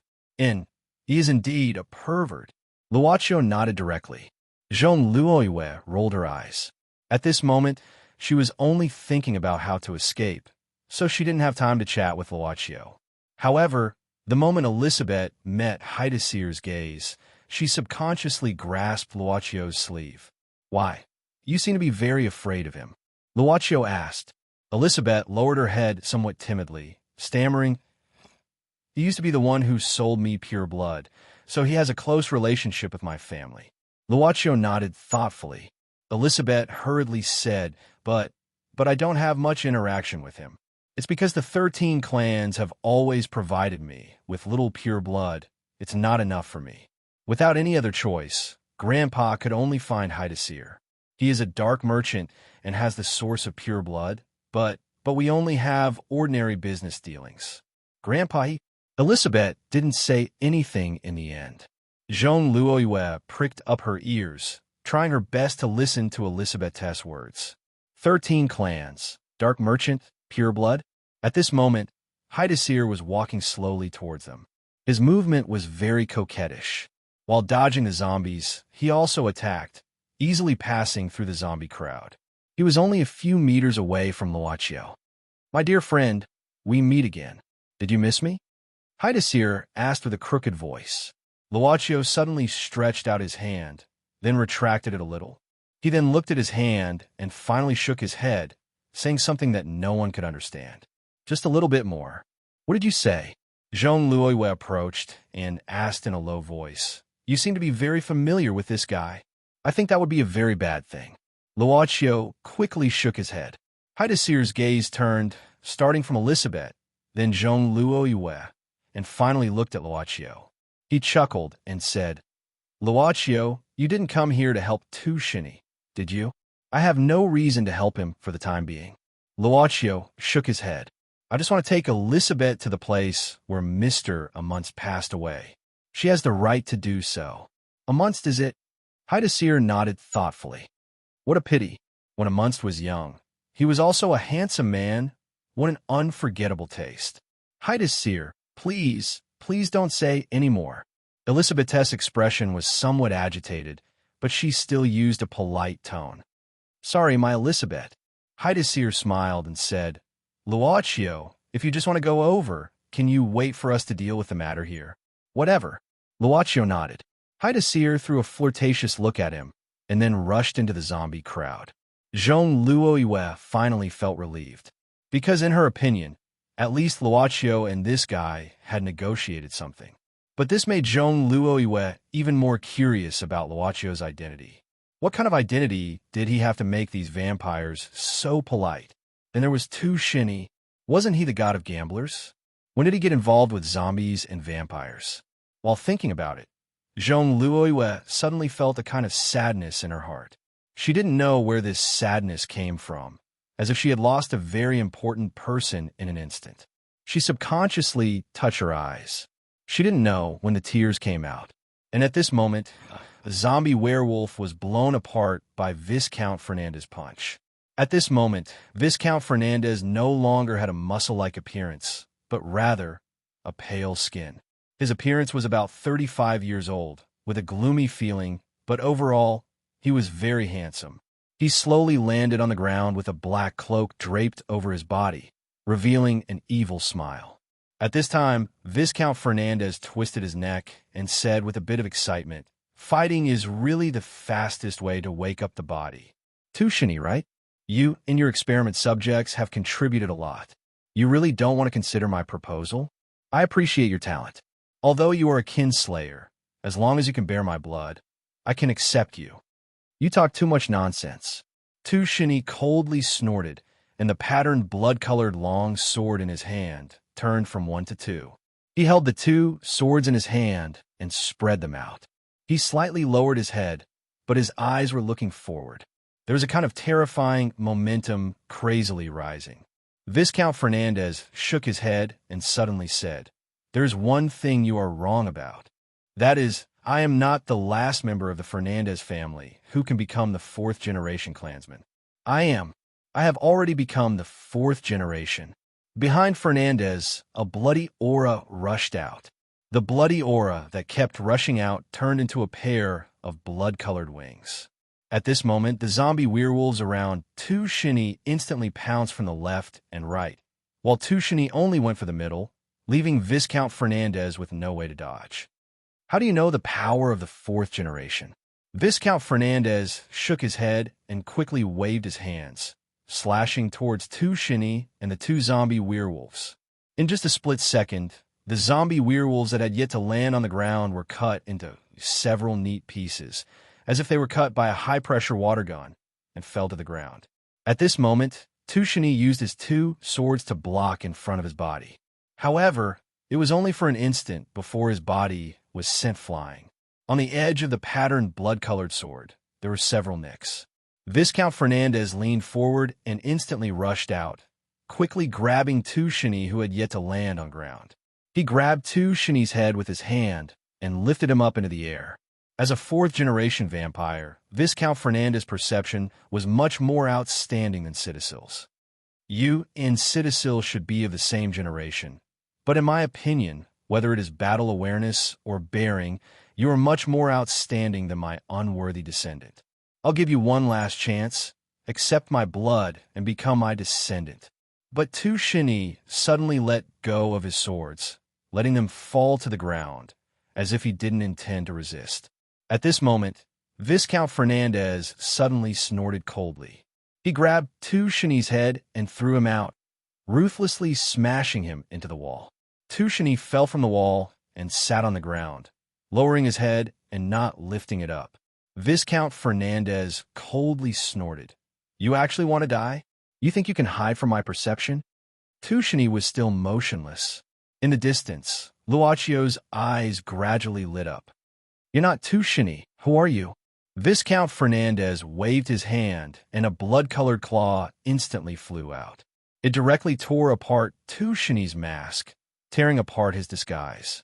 A head full of white hair, exquisite facial features, as if sculpted by the heavens, a breathtakingly beautiful face, but eyes without any color, as if dead. "This woman, I've seen," Jean Louis blurted out. In Tushini's study, the woman in the painting, "What's going on?" Yin yin yin yin. Chapter 891. The blood whip in Haidasir's hand had also stopped. The last zombie on the scene had its head blown off by his whip. It was also the moment Viscount Fernandez tore off Tushini's mask. Karen, Haidasir stared at Tushini, who was sitting on the ground and revealing her true face, and was somewhat surprised. "How could it be you?" He rushed forward in an instant. Perhaps because he was too excited, he even ignored the existence of the parent Viscount Fernandez. He grabbed the white-haired woman's collar with both hands and violently lifted her up, Why is it you? Where's Tushini? Did you guys conspire to do this? Where's he? Haidasir's anger wasn't feigned. He, who considered himself smart, was flustered and exasperated after being toyed with. Tushini, perhaps she should be called Karen now. This vampire who embraced Tushini and gave him eternal life slowly glanced at Haidasir. The cold gaze made Haidasir's expression change slightly. Karen put her hand on Haidasir's hands that were grabbing her. Haidasir hurriedly let go of his hands in horror and hurriedly retreated 2 steps. Trash! Unexpectedly, Haidasir instantly received a heavy blow from Viscount Fernandez. His head was swept off by Viscount Fernandez's hand from behind, and he flew out from the right side and smashed into the wall. The moment he landed on the ground, a look of horror appeared on Sidasir's face. Viscount Fernandez was not his parent, but he was the origin of the Fernandez family. The reverence for the origin that was hidden in his body was always there. Viscount Fernandez coldly snorted and no longer paid attention to Haidasir. Instead, he turned to Karen and coldly said, "I don't care whether you are Tushini or the last bloodline of the Fisher family, and I don't care what your purpose is today. As long as you obediently hand over the production method of true blood, not only can I spare your life, but my promise to you to bear my blood is still valid. With your talent, it's not a matter of time before you become the 5th generation or even the 4th generation." "Ancestor," Citisil yelled unwillingly, but after meeting Viscount Fernandez's gaze, he shrunk his head in fear. "There is no such thing as true blood." "What?" Viscount Fernandez's eyes instantly constricted as he stared at Karen. At this time, she suddenly laughed loudly. "I said there is no such thing as true blood. There has never been such a thing. Everything is just a lie. You." Viscount Fernandez angrily grabbed Karen's neck again. Under his overwhelming power, Karen couldn't even resist. His frantic grip caused Karen's neck to deform. At this moment, Karen revealed a pained expression, but Viscount Fernandez threw Karen to the ground. "I said, since you want to die, I won't kill you. I disdain to use my hands to satisfy your expectations. If you want to die, then go ahead and commit suicide. You can go now. Since I've been resurrected, even if I don't have true blood, I'll obtain the power to fight against the 13 ancient clans sooner or later." Karen didn't speak. She just silently got up and staggered away while touching the wall. She didn't even look at everyone. "Ancestor, why did you let her go like this? How can you believe her words so easily?" Citisil questioned Viscount Fernandez in disbelief. "What a mischievous and incompetent child." Viscount Fernandez glanced at Citisil with great dissatisfaction and said with his hands behind his back, "No matter what her purpose is, if she fails, she will naturally return to her lair. If she has any secrets, they will definitely be hidden there. You actually don't know such a simple truth? The ancestors' tricks are deep." Citisil suddenly shivered. He secretly thought that he had become fearful because of Carlo's appearance. It's really, but he didn't blame himself because he had always been unable to beat this woman. Almost every time, he was beaten up. Over time, he became extremely afraid of this woman's fighting strength. It was no wonder that Tushini had been able to kill him instantly in the laboratory. It wasn't because Tushini's power had increased after eating Karen, but because he was this terrifying woman, the last descendant of the Cher family, the most outstanding and powerful genius in the last several hundred years. Then, should we follow her now and not let her discover us? Citisil followed Viscount Fernandez's train of thought and quickly said, "No hurry." Viscount Fernandez said indifferently, "Before that, let's take care of some useless guys first. The matter of my resurrection must not be leaked." With that, Viscount Fernandez's gaze instantly spread to Luaccio and the other 2. The moment she met this terrifying 4th-generation vampire's gaze, while Lisabeth's entire body trembled. As for Jean Luoyue, it was even more unbearable. She only felt that her brain was about to explode. She held her head in pain and collapsed on the ground. "A mixed race, a newborn?" Viscount Fernandez snorted coldly. "The newborn can stay, but mixed race, I don't like it. There was no doubt that the instant this Viscount Fernandez resurrected, he killed one of Takizawa's split bodies, the leech, and questioned Hidasir's matter. It could be seen that this guy was an extreme believer of bloodlines. At this time, he didn't say anything and flashed over, coldly saying, "Mixed race shouldn't exist." Why Elizabeth couldn't even react. Seeing Viscount Fernandez's palm close to her like a sharp blade and about to pierce her heart, she turned pale with fright. "I promised." The palm stopped in front of Elizabeth's chest and could no longer move. When she looked again, she discovered that Viscount Fernandez's wrist was firmly held by another hand. Luaccio. At this time, he extended his hand and seemingly casually grabbed Viscount Fernandez's wrist, making him unable to move forward an inch. "I promised her grandfather to let her live," Luaccio said indifferently. "At least according to the situation at that time, the promise is still valid today. Moreover, Your Excellency Viscount Fernandez, don't you think it's very impolite to casually extend your hand to a lady? Who are you? You dare stop me? Reckless." Viscount Fernandez snorted coldly and clenched his other hand into a fist. "Ancestor, he's a blood slave I've taken a fancy to. Please be lenient." Citacil cried out in heartache. But it was already too late, because Viscount Fernandez had already unceremoniously sent a punch towards Luaccio's face. "Luaccio!" Citacil screamed in pain, while Elizabeth closed her eyes in fright. As for Jean Luoyue, who was trembling uncontrollably, she couldn't do anything and could only stare blankly. She subconsciously thought that with Viscount Fernandez's terrifying strength, Luaccio's head would probably explode from this punch. Bang! A loud sound. Silence followed the loud sound, while Elizabeth listened quietly for a moment before slowly opening her eyes. But what she was worried about didn't happen. His fist stopped in front of Luaccio, as if it had hit an invisible wall. She didn't think that Viscount Fernandez had stopped at the last moment, because at this moment, Viscount Fernandez's fist was constantly trembling. Apparently, he was crazily increasing the power of his fist. The real situation was that his fist couldn't penetrate the few inches of Luoccio's body. "Your Excellency Fernandez," Luaccio said expressionlessly, "violence isn't the best way to solve problems. I roughly know what you're worried about. However, I think I'm a person who can keep secrets. I won't leak the matter of your resurrection, and I'm not interested in what you want to do. Can you stop? I just want to take Elizabeth to her grandfather's burial ground." Unexpectedly, Viscount Fernandez sneered, "I didn't expect to meet such a powerful individual right after I woke up. Your blood must taste very good. Maybe it can bring me to the peak again and give me the strongest strength of the 4th generation. Even, let me become the 3rd generation. My luck is really too good." His fangs suddenly stretched out, and his whole body emitted a terrifying blood-red steam. The strength of his fist increased by several times. He no longer clung to Elizabeth, but let go of his hands and turned them into fists, crazily bombarding Luaccio's body. But no matter how he bombarded, he couldn't break the invisible defense in front of Luaccio. "Your Excellency Fernandez, are you really not going to consider my suggestion? I don't believe I can't break your tortoise shell.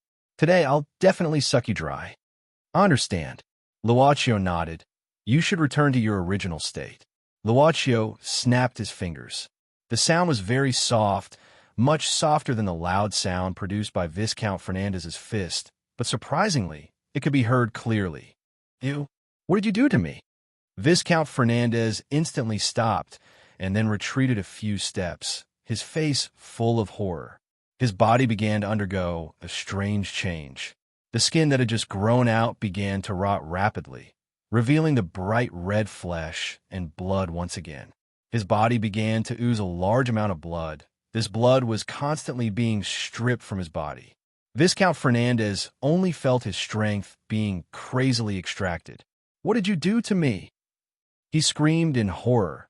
The flesh on his body began to shrink and finally returned to the appearance of a dried corpse. "Go back to sleep." The floor where Viscount Fernandez was standing instantly split open, and the soil flew out. As for his body, it was as if he had sunk into a quagmire, slowly sinking down. I don't want to sleep. I don't want to. I don't want to. I just woke up. I'm the strongest vampire of the Fernandez family. I don't want to. Viscount Fernandez, who had turned back into a dried corpse, screamed in horror. Later, he even begged for mercy. I won't go against you. I won't go against you again. Don't deprive me of my strength. Don't. His palm, his remaining palm, finally sank into the swamp, and finally, only a red light flew out from the swamp. That red light was absorbed into Luacio's palm, finally turning into a drop of blood. Luacio said indifferently, "Actually, I don't like troublesome things. It's better to get things done once and for all." The swamp instantly disappeared and returned to the original appearance of the hard floor, as if it had never been broken. But Viscount Fernandez had also disappeared, as if he had never appeared. Hidesil disappeared. Without the suppression of Viscount Fernandez, this high-rank vampire, Elizabeth quickly recovered. Although Jean Liu's face was pale, he also recovered some strength. Ignore him. Luacio shook his head. He should be in front. Let's go. Elizabeth nodded silently, and then subconsciously grabbed the corner of Luo Chio's clothes. But when Luo Chio looked back, Elizabeth let go timidly. Luocio thought for a moment. The drop of blood on his palm suddenly turned into a red gem. He casually handed it to Elizabeth. Take this. This is... Elizabeth held the blood-red gem with both hands. She could feel that the power contained in it was very powerful. This was probably the condensation of Viscount Fernandez's original power. Even if he was resurrected in the future, he would not have much power. Perhaps he would not be much better than a newborn. But Elizabeth felt that it was more likely that Viscount Fernandez would not even be able to resurrect. It's too precious, this. I can't take it. From a situation just now, this will allow you to survive better, Luocio said casually. This is a ready-made item. I have no loss. I said, I prefer to be more comfortable. Take it. Jean Louis lowered her head and walked to Luocio, looking like she wanted to say something but hesitated. Am I already... You know it in your heart, don't you? Luocio looked at her and said. Jean Louis' lips twitched as his hand reached for his neck. He felt the world spinning around him as all the energy in his body was drained. With a thud, he felt his knees on the ground in a daze. Sister, are you all right? Elizabeth crouched down and gently patted Jean Louis' shoulder. Unexpectedly, Jean Louis slapped Elizabeth's hand away, then hugged her own body, shivering. Don't touch me. Elizabeth helplessly looked up at Luocio. Let her be quiet. Luocio did not care. He was not a busybody, no matter in the past or now. Chi-chi, chi-chi. A stream of air spurted out from the vent valve of the instrument, and at the same time, the interior of the instrument suddenly opened. The word pleat appeared on the control panel of the instrument. Uncle Kim's trembling hand reached into the instrument, and then slowly took out something. It was a test tube filled with about 10 milliliters of light green liquid. But at the same time, the wall of the laboratory suddenly cracked open. A leech-like monster was attached to the cracked wall without anyone noticing. Its tentacles waved in the air. Viscount Fernandez destroyed one of Takizawa's doppelgangers. But in fact, there was another doppelganger, the one that was kicked away by Song Air. It didn't stay at the scene, but after detecting the appearance of Viscount Fernandez, it hurriedly slipped away and came here. Yin yin yin yin. Chapter 892. Seeing Takizawa's other half appear here, Uncle Kim hurriedly hid the test tube in his clothes. He knew what Takizawa was, a bloodthirsty and tyrannical monster. He looked at all humans the same way, as if they were food.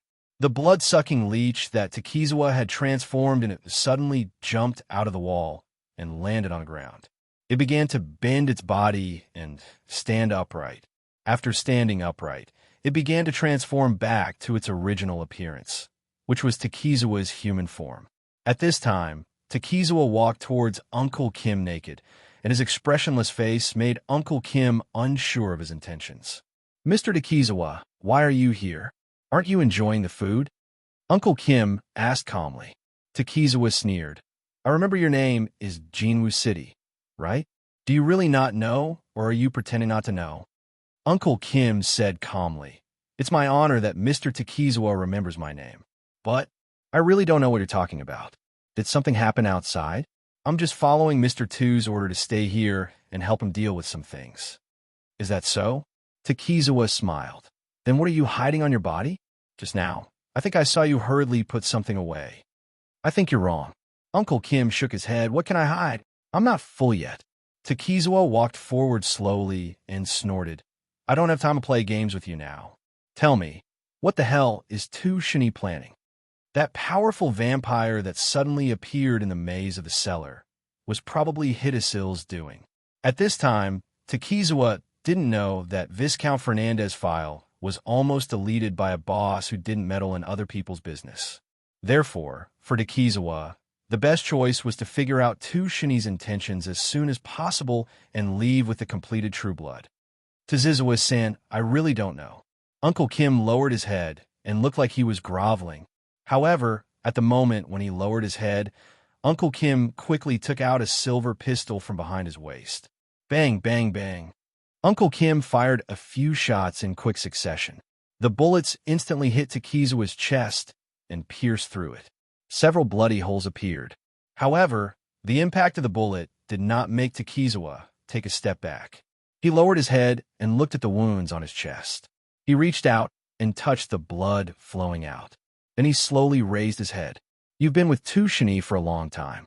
Don't you know that these things are to us, huh? Takizawa instantly frowned because at this time, the wound on his chest began to emit a large amount of smoke.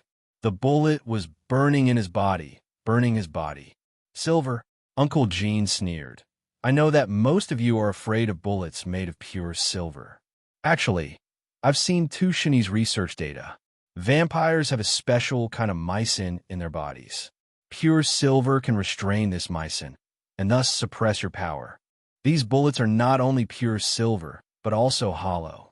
There's also silver nitrate inside. The bullets will explode in your body, and the silver nitrate will invade your blood vessels. Feel it. Takizawa's face showed a painful expression. He desperately grasped his chest with both hands, and his face became distorted. Then he slowly bent his body. Uncle Kim looked at him coldly. However, at this moment, Takizawa shot out his arm like lightning. His arm turned into a tentacle and directly penetrated Uncle Kim's shoulder. A scream came from Uncle Kim's mouth. He looked at Takizawa inconceivably and became frightened. Aren't you injured? However, Takizawa stood up as if he had nothing better to do. Are you talking about these bullets? I lied to you. Idiot. The wound on Takizawa's chest began to heal quickly, and the granulation inside began to push out the bullets in his body. Several bullets suddenly fell to the ground, making a clattering sound. You're right to be afraid of pure silver, Takizawa said with a playful smile, but it's a pity that this thing is probably only useful for the weak vampires after the 9th generation. For countless years, we've been facing so many demon fighters, and even being chased by the Vatican. Do you think we haven't studied how to resist pure silver, and have been foolishly waiting for you to use silverware to deal with us?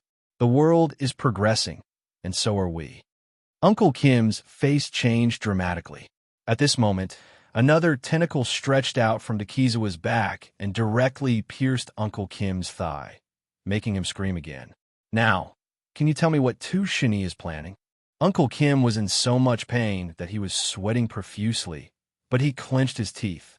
Takizawa said calmly, Jin Wu-chung, you've always wanted to obtain the power of immortality, right? You want power, don't you? Your eyes can't deceive me. The passion in your heart is too clear. But it's a pity that Tu Shini has never planned to turn you into a vampire. As for you, you can only tell yourself time and time again that there will be a chance, and then obediently follow by his side for 10 or 20 years, begging. Uncle Kim clenched his fists. He doesn't plan to bite you, but I can. Takizawa's voice was full of magic, and his eyes became strange. I can fulfill your wish as long as you're willing to submit to me and tell me what you know. What are you hiding? Uncle Kim was in a daze. As a deceiver, Takizawa had strong spiritual power, and it was very easy for him to control a mortal. Even though Uncle Kim used to be in the casino and had stronger spiritual power than ordinary people, he was still within the range of human beings. His eyes became hollow, and his arm took out the test tube containing the light green liquid from his clothes and handed it over. Another hand stretched out from Takizawa's waist and rolled the test tube in front of him, looking at it. "Is this true blood?" Uncle Gene said emotionlessly. "With all the Daylily series, mix it according to a specific ratio, and add a few other special materials. You will be able to obtain true blood. This is something I secretly saw in Tushini's notes." Takizawa snorted. "This damn guy. Using Daylily is enough. No wonder he asked us to bring all of us here this time. No, why didn't he take it out directly 20 years ago? Because this kind of true blood can't replace pure blood at all. It's not a substitute for fresh blood, but an evolution agent," Uncle Kim said in a daze. "If a vampire consumes it, there's a 50% chance of evolution and a 50% chance of death." Takizawa's expression was uncertain. "If this true blood used all the Daylily series, including the terrible Daylily Forgetting River, it was a deadly poison for vampires. Then, if the final product could bring a 50% chance of death, however, there was also a 50% chance to evolve vampires." Takizawa's brain was spinning wildly, and he suddenly asked, "Does this thing work on humans?" Uncle Kim's eyes suddenly showed some struggle, but soon became hollow again under Takizawa's gaze. He said slowly, "I don't know, but I want to try. Tushini didn't intend to bite me at all, and she won't. This is my last chance. I must try. My decades of effort can't be in vain." Takizawa didn't express the difference between him and her, but suddenly smiled and said, "Is the synthesis equation in the instrument behind you? It's in the data, but I didn't have time to destroy it."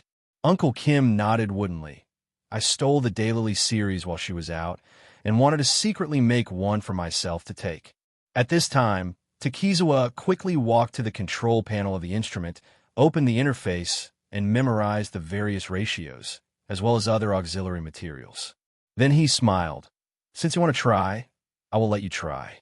He sent the true blood to Uncle Kim, and the tentacles directly opened Uncle Kim's mouth and poured the true blood into his mouth.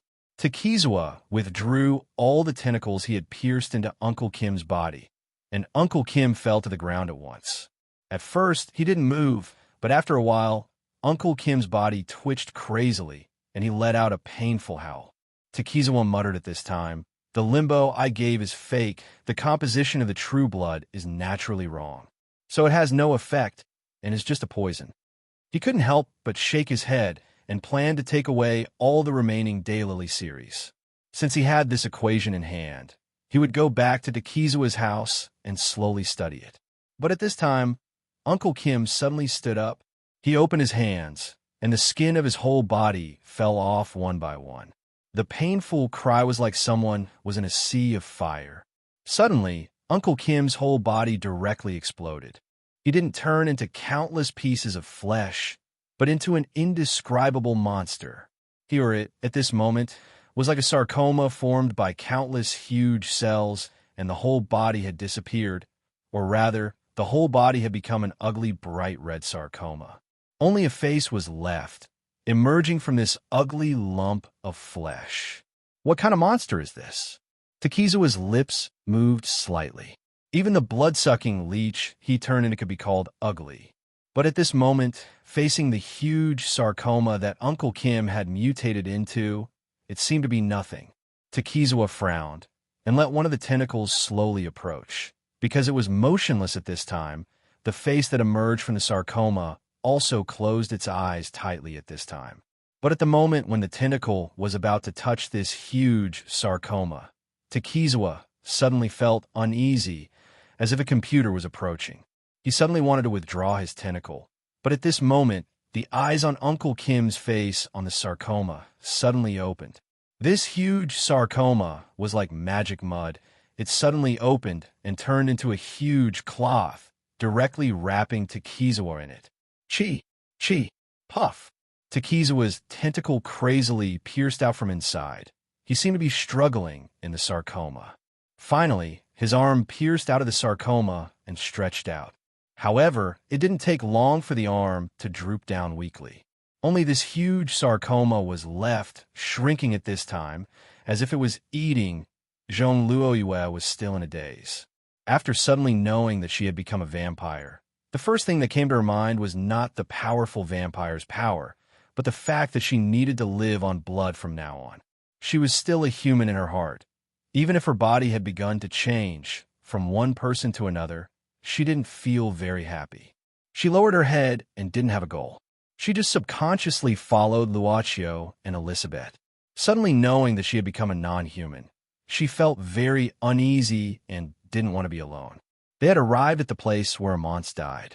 Because of Luochio's help, nothing was left when Amance died, only a mark that was neither deep nor shallow on the ground. Elizabeth sat next to the mark for a long time, without speaking. She seemed to be desperately trying to hold back her tears, but the tears were too heavy for her eyes to bear. Tears had always been the heaviest thing. Once they encountered gravity, they would flow down.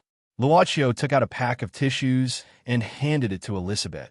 He didn't have the handkerchief he brought with him since he gave it to Father Song. Miss Maid wasn't by his side. Naturally, no one thought of preparing a new one for him, so currently, he was using packaging tissues instead. Elizabeth glanced at it, but didn't take it. She just shook her head, then quickly wiped her tears with her sleeves and stood up. She looked at Luochio as if she was making a promise. From now on, I won't cry. I won't cry anymore. I will always live happily. She was like a snow cub that had just broken through the snow and was looking at the snowy sky. Although she was full of fear of the harsh environment, she still struggled to get out of the snow. She looked timid, but she seemed to have confidence in life, so she emitted a faint glow. Luochio smiled slightly. I'm very happy to see you so beautiful. Elizabeth lowered her head timidly and twisted the corner of her clothes. But these words seemed to have stimulated Zhong Luoyue, and she suddenly said neurotically, Look at the situation now, and you still have the mood to flirt here. Think about what I should do. I have already become fake, right? She still hadn't recovered from the panic. At this time, she was trembling, hugging her body, and squatting. Why did it become like this? Am I really going to bite people in the future? Become that kind of monster like that Lady Eve? I don't want. You won't, Luochio said at this time. As far as I know, Lady Eve's body became old because she drank 97. Basically, from the moment you become a vampire, your appearance won't change. In general, you have gained eternal youth. But even so, Zhong Luoyue raised her head and said several times, I don't know what to do. Her tone suddenly became much weaker. At this moment, she was no longer the amazing woman who shook the market, because she remembered how Luochio got rid of Viscount Fernandez. That powerful and terrifying guy. Luochio just said a few words. Golden mouth and jade words. Words in law. Chapter 893.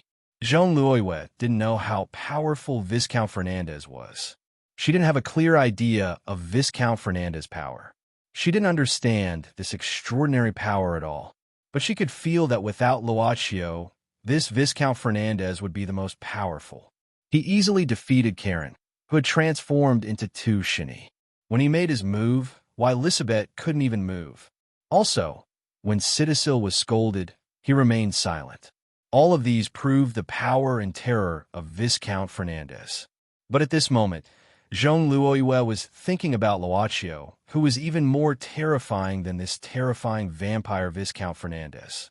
She felt that this was really against her usual way of doing things. He seemed to have a good temper, but who would know what his likes and dislikes were? Who would know what he was angry about? For the first time in her life, Zhong Luoyue was so afraid of a man. That feeling was like when she was young. She was sent to the army for training and faced a burly instructor.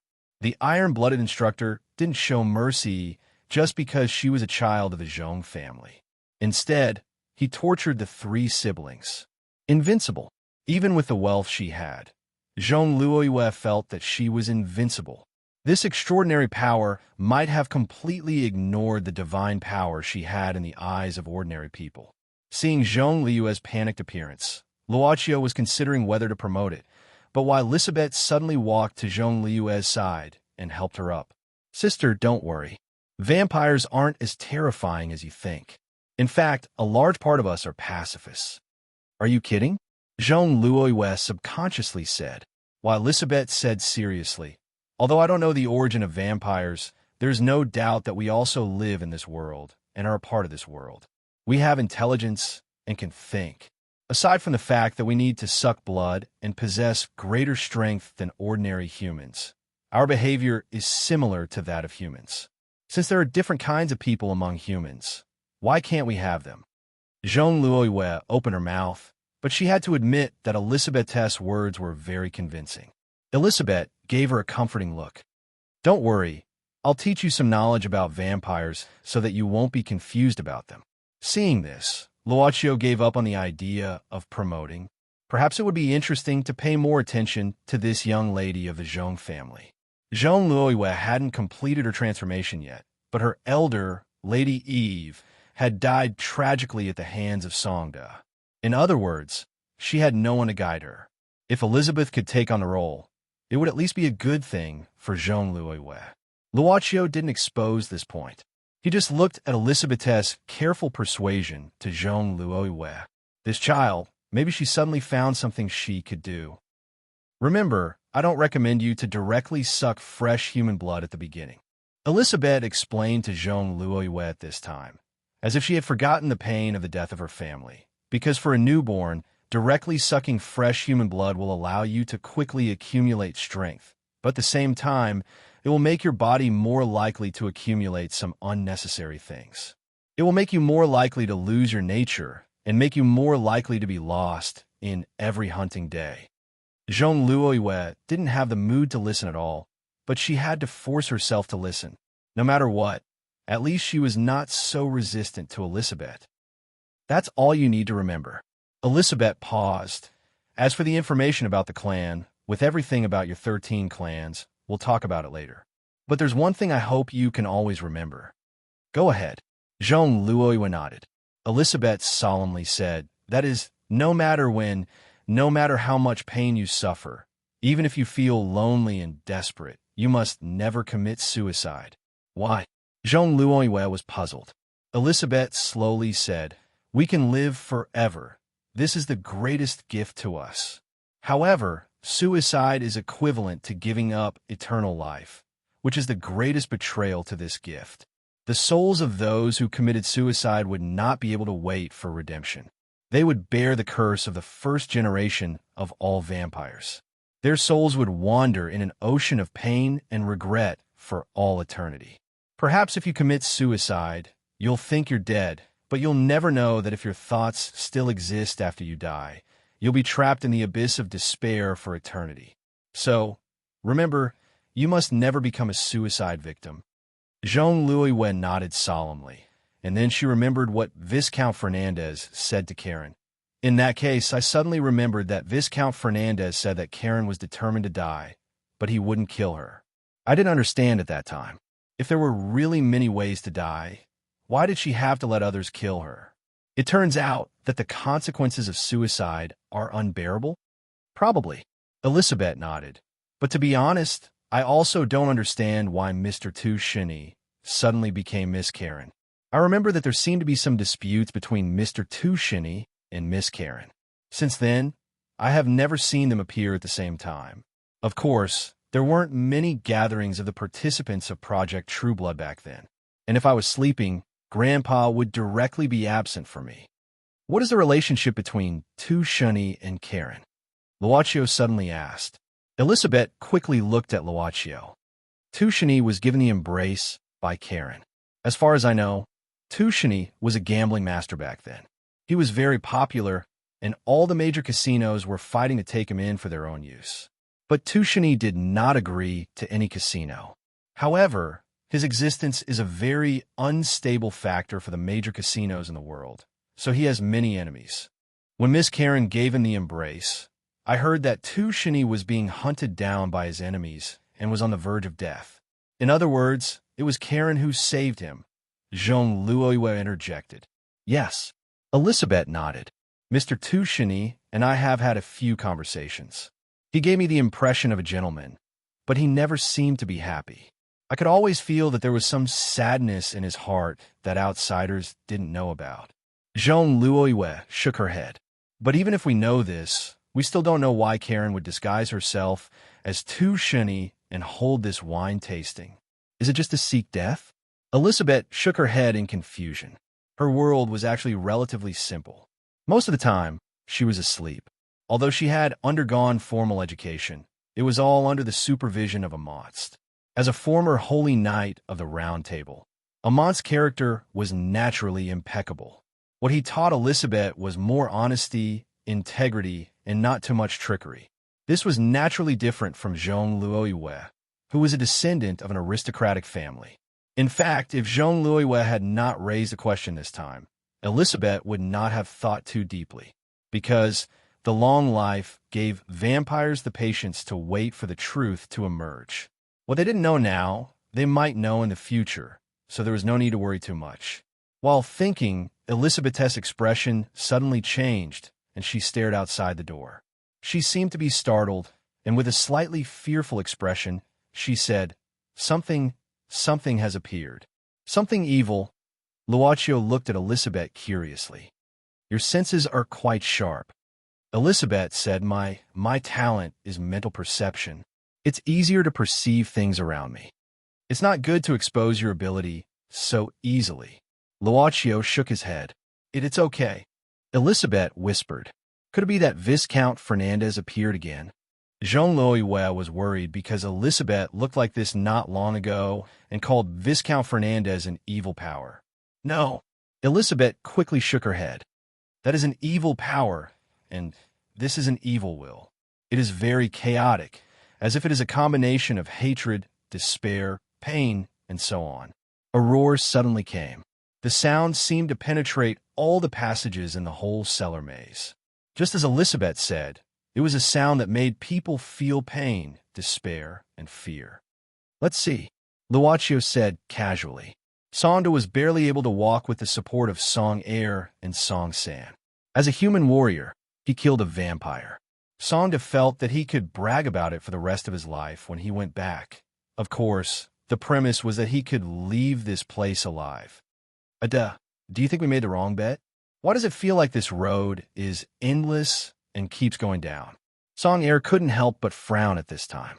The road that the three brothers took was the passage that Songda always said that he accidentally found. According to Songda, this was a passageway that was revealed when he broke a wall, when he was fighting zombies before he met the old demonic woman. It is indeed going down. Song San said with certainty at this time. Isn't that nonsense? We're taking the stairs that go down. Songda looked at the two brothers angrily. So, do you want to go back? The three brothers began to discuss. But at this time, a horrible roar suddenly came, which made the three Shaolin abandoned disciples feel their scalps tingle. Song Air didn't know what he stepped on, but the stairs in front of him instantly closed, and the spiraling stairs turned into a slide in the blink of an eye. F*CK! The brothers screamed a few times, and then their bodies began to slide down the spiral slide at high speed. Finally, the endless long ladder reached the end, but the inertia of Song Da and his brothers didn't disappear, and their bodies continued to slide on the flat ground for a long distance.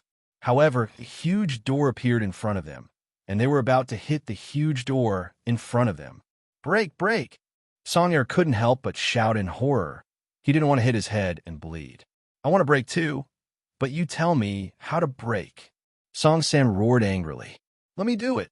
Songda shouted at this time. Hold on tight to me. Golden bell, child skill. Prostate break. Ada, I admire you. You deserve to be a man who has been single for more than 40 years. Song Air exclaimed, and the few of them stopped dangerously in front of the giant door. They breathed a sigh of relief, and after recovering some strength, they got up and began to look at the huge door that was buried so deep underground. This huge door wasn't rough and seemed to be made of some kind of solid wood. This door can be opened. Brothers, use some strength. Song Sin studied it for a while and shouted in surprise. Songda nodded, and then frowned and took 2 steps forward. He felt a sharp pain in his crotch, but some men would not easily say it out loud. He put his hands on the huge door, and Song, Air, and Song stood on either side of him, and the three of them pushed with all their strength. Suddenly, a rumbling sound was heard, and the door was pushed open a little, enough for them to enter. After the few of them cautiously entered this huge door, they suddenly saw that the left and right side of the wall lit up with a flame. It turned out to be a brazier installed on the wall. Then, two tongues of flame suddenly shot out from the two braziers and extended along the wall, lighting up one brazier after another. The two tongues of flame finally converged in front of the brothers, and then bounced out, falling into a huge torch. The torch was also lit up, and suddenly the whole room was as bright as day. What an exquisite mechanism! Song San sighed at this time, and then he couldn't move his eyes away, because, under the reflection of the flame, the whole room emitted a bright golden light. On both sides of the room, there were piles of gold coins and gems from huge wooden chests. There were also gorgeous-looking swords. Pearls, agates, and gems were hidden in a large amount of gold and silver coins, shining brightly. F***CK. Are we in a treasure trove of those blood-sucking monsters? Looking at the huge treasure in front of him, Song Air subconsciously rubbed his eyes. He hurriedly picked up a gold coin and used his mouth to bite it. It really is gold, but the purity is not high. Idiot, this treasure trove probably has some history. According to the previous technology, it would be strange to be able to produce high-purity gold. But the valuable part of these gold coins is not its material, but its history. Song San hurriedly said. At this time, Song frowned and walked towards a table in the middle of the room. He discovered that there seemed to be something on the table. It was an ancient scroll. Yin Yin Yin Yin. Chapter 894. It seemed to be made of brass. When Song saw the scroll for the first time, he couldn't take his eyes off it. Song subconsciously reached out to take the scroll from the table. Unexpectedly, Song Air quickly grabbed Song Da's wrist. "Oh, wait, there's a mechanism." Song suddenly shivered. He knew that Song Air's hobby was to study some strange things, so he nodded and stepped aside. At this time, Song Air slowly walked around the stage a few times and then looked around. Suddenly, Song Air took out a gorgeous dagger from the pile of treasures. He walked in front of the counter, pulled out his dagger, and carefully inserted the blade into the scroll. He explained, "This should be a gravity mechanism. The scroll is pressing down on the switch of the mechanism. Once it's taken away, the switch will pop out. I don't know what kind of trap there will be." Okay. At this time, Song Air pressed down on the dagger and then quickly picked up the scroll book. After taking the scroll, Song Air didn't move. Instead, he listened more carefully for a few seconds, then slowly sighed. He pointed to a wooden box not far away that should be used to store jewelry. Song Air understood and quickly took it. Song Air put the box back in the scroll's original position, then pulled out the dagger. "Okay, it's okay." Song Air heaved a sigh of relief and said, "Fortunately, this mechanism is from ancient times. If it was modern technology, it would not be a neutral mechanism, but a buoyant mechanism. If the weight is different, it will still trigger the mechanism." Song gave him a thumbs up, then took the scroll and looked at it carefully. Soon, Song frowned and said, "Why can't I open this thing?" He saw that the scroll's opening didn't have anything like a lock. However, with Song Da's strength, he couldn't open the scroll. "This thing is strange. What's written on it?" Song Air took a look. On the surface of the scroll, there was a line of words. "This seems to be Arabic. I learned some from Mr. Blind." Gulen? Gulon? Song Da was surprised. "Is it a person's name?" Song Air glanced at Song Da, then frowned and said, "I'm afraid it's the Quran, something that belongs to the Imams. Ayah, it's the same as saying that the Tripitaka has the same meaning to our former abbot. Why don't you just say that it's a mom's code of law?" Song Da rolled his eyes. He then asked in confusion, "Why would these blood-sucking monsters hide such things under their castles?" Song San said, "They probably stole it from somewhere. Look at the treasures here. There are all kinds of things. Could it be that the previous owner of the castle robbed them?" Song Da took the scroll from Song Air's hands. "This thing is a bit strange. When I looked at it just now, I felt like my thoughts weren't mine. I think it's better if we don't touch it. The wealth here is enough for us to live in luxury for several lifetimes. Be content with what you have. Wait, I have an idea. Song Air snatched the scroll and said seriously, maybe the blind man has a way to open it. I'm just studying the art of mechanisms, but that guy's a fraud, and a very capable one at that. Maybe he'll be interested. No matter how much we practice, we won't be able to get started. Song San said hesitantly, second brother. You mean? Song Air said, why do we stay with Master Song? Is it because he's willing to provide for us? There are many people who are willing to provide for us. If we're willing to show our skills, how many rich people in the country will be willing to provide for us? But why do we have to stay in this foreign country? Yes, that's right. A big part of the reason is that Master Song did save us in the past. Song Air looked at Song Da's frowning face and hurriedly said, Ada, I know that we are indebted to others for 1,000 years. We Buddhist disciples also emphasize karma. But think about it. After so many years, we've saved Master Song many times, right? Think about it. Who was the one who brought old Master Song back from the pursuit of hundreds of mercenaries in Cuba? It was us.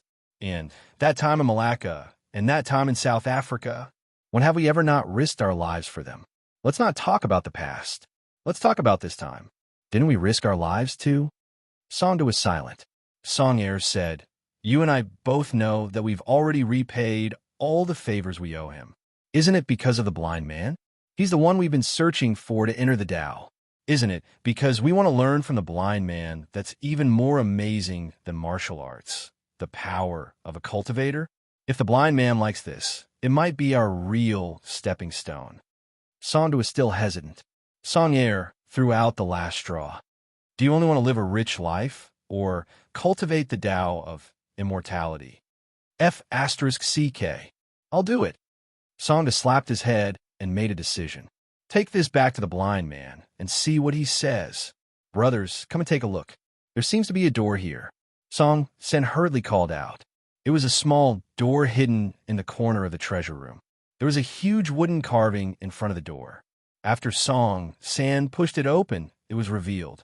Song Air hurriedly went over to study it and finally found the mechanism to open it. It wasn't a hidden secret room, but a long passage. Song Air's eyes lit up. This is a treasure room. Usually, the place where the treasure is placed must have a back door. This is the way to retreat. We're saved. Then what about these treasures? There are so many of them. We can't take them with us? Stupid. What's the point of spending money if we lose our lives?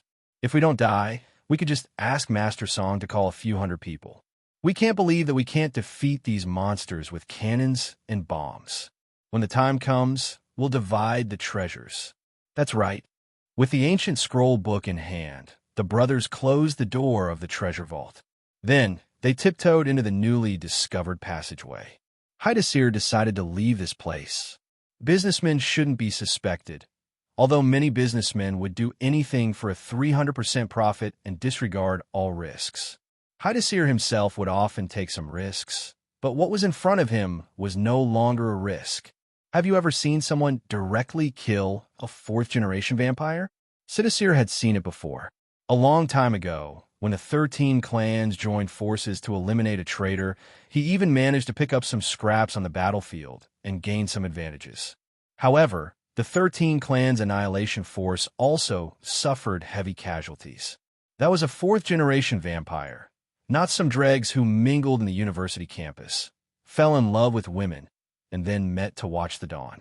He saw with his own eyes that his ancestor was immobilized by a single sentence, then stripped of his strength by another sentence, and finally returned to his original state with a single sentence. As the origin of the Fernandez family's bloodline, Haidasir could clearly feel the disappearance of Viscount Fernandez. Under such circumstances, how could he dare to stay in the manor? Haidasir felt that he had suffered a huge loss in this business. Tushini, no, Karen had destroyed one of his clay figurines. Project True Blood was declared a failure, and the most secretive power of the Fernandez family, Viscount Fernandez, was crippled. But before retreating, Haidasir still came to a place. This was the last thought of Viscount Fernandez before he turned back into a mummy. Because of the blood relationship, Haidasir could hear the last words of the ancestor.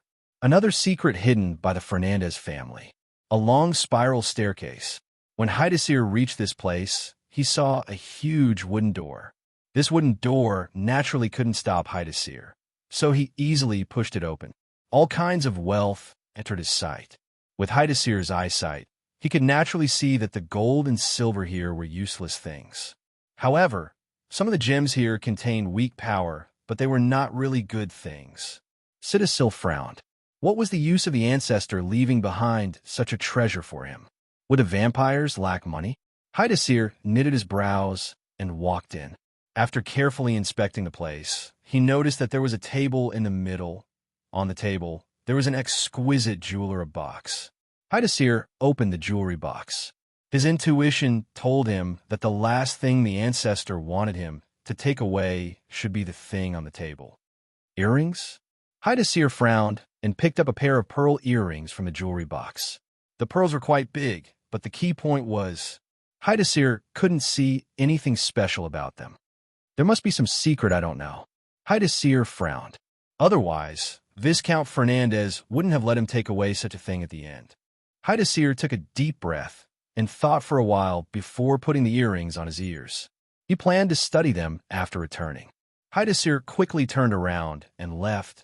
The money here didn't attract him at all, and the more he stayed in this place, the more dangerous it would be. Who knew if he would still be alive when he met Luaccio the next time? Next time I see you, I will definitely get you. Little cutie. Haidasir revealed a sinister smile before finally disappearing into the darkness. She staggered. The power of the fourth-generation Viscount Fernandez was unbearable for her. Therefore, she had to support herself against the wall to be able to walk. At this time, she should be called Karen. Her white hair swayed as she staggered. She was like a patient who had just recovered from a serious illness. Although her injuries were serious, the self-healing ability of a vampire had been accelerating her body's recovery. But she tripped over something, and her body suddenly fell forward. Karen fell to the ground, and something fell out of her body. It was a coin, a one-mark coin. Karen raised her head and wanted to reach out to pick up the coin. Her hand was in front of her eyes, some distance away from the coin, but her eyes were flickering. In the heavy snow, the sound of bells rang everywhere on the street. This was actually the sound of Christmas songs. Christmas Eve, 1990, on the streets of Berlin, Germany. People left in a hurry, rushing home to accompany their relatives or to meet their lovers. They all had their own places to go, and they were looking forward to it and anxious. Ding, ding, ding, ding. Different from the sound of bells and the music, a coin fell to the ground and then rolled. It was about to roll into the sewer of the street. But in the end, the coin was stopped by a pair of boots, or rather, the rolling coin just hit the boots of a pedestrian. At this time, a young man with messy hair quickly walked over. The young man's eyes were always looking at the ground. He seemed to be the owner of the coin. When he found that the coin was safe before it fell into the sewer, he said happily, "Oh, I still have to thank God. This is my last property." With that said, the young man bent down and picked up the coin. At this time, the young man noticed that the person who blocked the coin that was about to fall into the sewer for him was a woman, a beautiful woman. The young man smiled and muttered, "It seems that I am not unlucky. Are you very unlucky?" The woman suddenly asked in Huan Nation's language. There was almost no trace of an accent in her voice. But this woman had blonde hair and blue eyes. She was obviously a foreigner. The young man asked curiously, "Do you speak Chinese?" The woman nodded casually, and the hat she wore was already covered with a layer of frost. Her hands were in the pockets of her coat, and her face was a little pale. It seemed that she was frozen. "You haven't told me yet that you are very unlucky?" the woman asked again. The young man shrugged, then rubbed his hands that were stiff because of the cold, and said casually, "I just gambled with others. I lost all my money, and only this one mark coin is left. I don't even know how it appeared on me." The woman said indifferently, "Is losing gambling bad luck? There are many unlucky people in the world." The young man said at this time, "What if we gambled on luck? Pure luck and I even used some skills, but I still can't beat him? Oh. The woman looked sideways slightly, as if she found something interesting. She suddenly glanced at the young man's hands. The fingers were slender, but she could see that the 10 fingers of this pair of hands were stronger than ordinary people, and they must be very flexible. The young man mocked himself at this time. I have never lost, but this time I lost completely, and I lost to someone who doesn't know how to gamble. Losing to him seems to be a blessing from the goddess of luck. Are you very good at gambling? The woman asked indifferently. The young man smiled confidently at this time. He picked up the 1 mark coin and raised it. Do you believe that I can use this to buy that building in one night? Chapter 895. He and she didn't tell each other their names and surnames, but there seemed to be a very magical tacit understanding between them. A look or an expression. But she didn't have much expression, while his expression was very rich. The young man didn't fulfill his bold words and really bought the building in one night. After that, he went to a bar, the kind where one could gamble. Then, he played poker the whole night with a group of people who came to pass the time. Of course, the young man still took the woman who intercepted the last property for him. They still didn't tell each other their names and surnames. The woman in the crowd looked at the young man's face, calm, confident, and charming. This man had a dissolute aura. His eyes were sexy, which was almost a fatal weapon for most women. From time to time, the young man would chuckle a few times, and his gaze would pass through the crowd and look at the woman sitting in front of the bar, holding her chin and thinking about something. She didn't touch the glass of wine he prepared for her, but her fingers held the stem of the cherry and slowly stirred the wine to pass the time. In addition to being beautiful, she was probably a boring woman. Maybe she was still lonely. Suddenly, the young man didn't want to continue playing. He threw away the poker cards in his hand, only took a small part of the winnings, and then pushed the rest out. So he easily got the opportunity to end the game and got up and left his seat. The young man glanced at the bar and then asked the bartender to give him one of the red wine. Soon after, he came to the beautiful woman's side and sat down. Let's play a little game. The young man gently shook the wine glass in his hand. Guess what I do? The woman didn't speak, but turned her head. She still held her chin, slightly tilted her head, and looked at the young man like this. After a while, she said, What do? Isn't it boring to know the answer directly? The young man directly turned the chair, facing the woman, and looked directly at her. She shook her head and indifferently said, Not knowing the answer is the most boring. Waiting is not. Okay, he said softly, then picked up the wine glass in front of the table, took a sip, and then smiled and said, My secondary profession is a gambler. You should know, right? And the woman nodded. I'm a winemaker, the young man said slowly. I'm an orphan who grew up in an orphanage. But when I was 6 years old, a foreign couple came to the orphanage and took me away. After that, I became the adopted son of the family. My foster father had his own vineyard and was a winemaker. He taught me how to make the best red wine and how to taste it. But I did not inherit it in the end. Why? The woman was curious. The young man waved his hand and moved closer to the woman. He had a mysterious look on his face, as if he was about to reveal a huge secret. The woman also moved closer. The two of them faced each other, separated by only a glass of wine. I don't have a sense of taste now. The young man blinked and said, Suddenly, one day, no matter what I ate or drank, it tasted nothing to me. That's why I'll never be an outstanding winemaker. She did not ask the reason why he lost his sense of taste, but suddenly smiled and said, What a coincidence. No matter what I eat, there's only one taste. Their eyes blurred as they looked at each other, testing each other, like the stars in the sky, corresponding to the reflections of the stars on a calm lake. Only one taste? What taste? The taste of blood. The taste of blood. She smiled, which was the most moving smile the young man had ever seen in his life. He suddenly thought of a sentence. Beautiful eyes that could speak. Her eyes seemed to be saying something. Give me your hand, the young man suddenly said. She stretched out her hand, which was cold. The moment the young man grabbed her hand, he felt the cold in his palm. He looked at the woman with some surprise. At this time, the young man put a 1-mark coin in the woman's palm and said, Merry Christmas. The woman said with interest, a 1 mark Christmas gift. This is the simplest gift I've ever had. He said, but you have to know, this 1 mark coin was once my last wealth. At the same time, this 1 mark coin can also let me have the whole world. You intercepted it from me, and now it's in your hand. The woman's eyelashes moved slightly. She stared at the coin in her palm and suddenly said, do you say the same words of love to every woman?